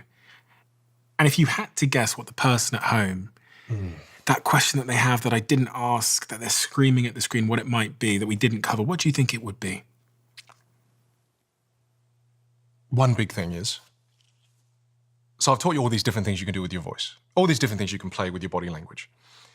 And the big thing they're screaming at home is they're screaming out, yeah, but if I did that tonight with my partner, they're going to freak out. They're going to go, what the hell is that? What are you doing, right? So all of a sudden now there needs to be a process for that. So Vin, what is the process for that? Thank you for asking. And the process for that is you have to understand, first of all, I love this concept of neutral ears. And a neutral ear is someone who has no preconceived idea of how you sound or how you communicate. And there are neutral ears everywhere. Before I met you, well, you've watched my content. But if I go out today and I go to get some gas or I go to the grocery store, there are neutral ears there. They don't have any preconceived ideas of how I sound, how I talk with my hands, whether or not I'm aware of the power sphere or not. You could go out in those instances and try out these new behaviors. Run it on some neutral ears. I like that. Run it on some neutral ears. And then you can play. So if normally you speak very quietly, tonight when you go to the gas station, go in there with vibrant volume and go, hey, quick question before I go in. Do you have any chocolates with the peanuts? Yeah, you do. I'm going to come in. I'm coming in for them. Play. Just do it, right? And just do it. Sometimes one look can put you back in your mold. Whereas when you do it with neutral ears, and when you try new behaviors with no negative judgment, you know what it does? It helps those behaviors stick a little bit more. Yeah. Because it helps you feel normal doing it. And then you have a chance now to play and be vulnerable. Look for neutral ears. I'd set people KPIs every single day. And every single day, set yourself a KPI. Maybe go to a gas station a little further from your house and play with your voice, play with your body language, be a bigger version of you. And as you do this more and more and more, you iron out the kinks. You'll do it, it'll feel wrong. You go, that's okay, I'm gonna try it again. Oh, that felt right. And then you start to finesse. Because the first time someone plays the saxophone, it sounds terrible. But as they play it more and more and more and more, oh, they get better and better and better and better. So neutral ear is very important. Okay, so that's a process. Then if you want your partner to be supportive, then you have to prime the conversation when you go home. So don't immediately come home as this other version of you. Come home and prime it by saying, look, honey, I've been very quiet with my voice my entire life. And I just feel inspired to give you and the kids more of me. So if you see me play with my volume, if you see me play with my melody, could you please encourage me and support me on this journey? Because I want to be better. And do it with me? Yeah. Oh, that's beautiful. I love that. Yes. And maybe we can do it together. All of a sudden now, this shifts the way they see the change. You can do this with your colleagues as well. I love that. Yeah. Neutral ears. Then we have a closing tradition on this podcast where the last guest leaves a question for the next guest, not knowing who they're leaving it for. And the question that's been left for you: what is one thing that you know to be true? I'm doing pauses, did you see that? Even though you can't prove it. That in the world we live right now, you can negotiate whatever reality you desire. Right now, in my own mind, I just have that belief, and that belief has served me my entire life. And I have this voice in my head where it says, oh, when you die and there's a greater being, they're going to go, oh, you're wrong. You're wrong in telling people that you can negotiate whatever reality you desire. It's not true. And let's say that happens, and I meet the creator and he says that to me. I'd still be glad I lived my life in that way. I'd still be glad I lived my life in that exact way. I mean, gosh, yeah, it's a much more productive, optimistic, effective way to live, even if you're wrong. Even if I'm wrong. Yeah. Because I believe there are useful beliefs and then there are useless beliefs. I used to carry so many useless beliefs, Stephen. So many. And now I just choose to believe in beliefs that support me in being able to create the reality that I desire. Is that even if I'm wrong, I still am glad I lived my life in this way. Because there's a part of my brain right now that genuinely believes this, that there'll be a day when I will be bored with this chapter of life and no longer want to teach communication skills. I just hope that I have the courage. But I know that I'll be able to live a chapter where I become a chef. I love cooking. And I know it to be true that if I wanted that and I'm ready for that chapter, I can write a chapter where I become a great chef. Vin, thank you.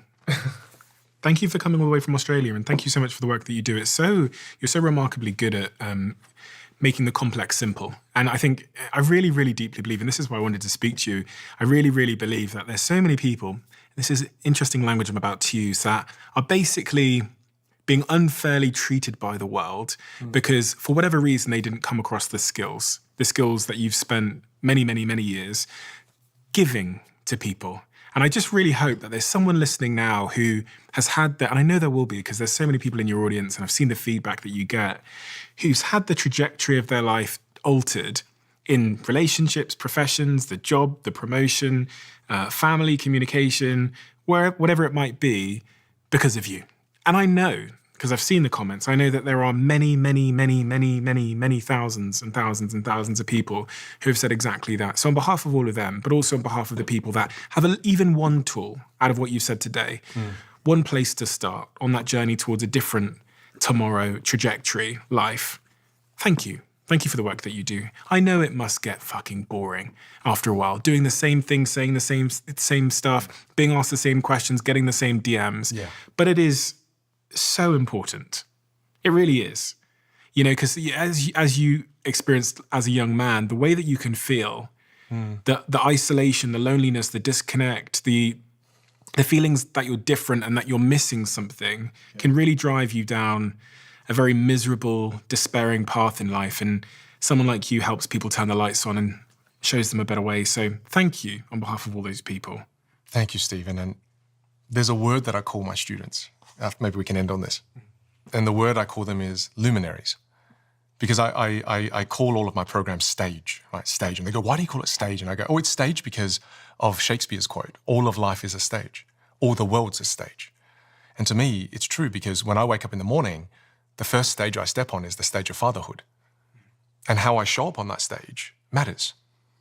And then the second stage I step onto is the stage of being a husband, right? My wife loves it when I make her the coffee. Even though it's terrible, she likes it when I make it, right? And then there's something there. But then the next stage I walk into is I walk into the studio and I'm stepping onto the stage as a teacher. I'm teaching people now. And in this life, you will step onto many different stages playing many different roles. And if you learn how to communicate and play your instrument, you can show up as your best. And then I call them luminary. Why? Double meaning word. Part of it means actor or actress, but it's not about that. It's about you're a source of light. So when you learn how to use your instrument and you show up on stage with the role that you're playing, play songs of love, kindness, and compassion. Play songs that spread goodness. Right? If you feel good while you're listening to this, it's because of the way potentially I've played my instrument. And I hope that you'll step onto your stage and the role that you're currently playing and play with your instrument as a luminary to spread more love, kindness, and compassion. Amen. Yeah. Thank you. Thank you.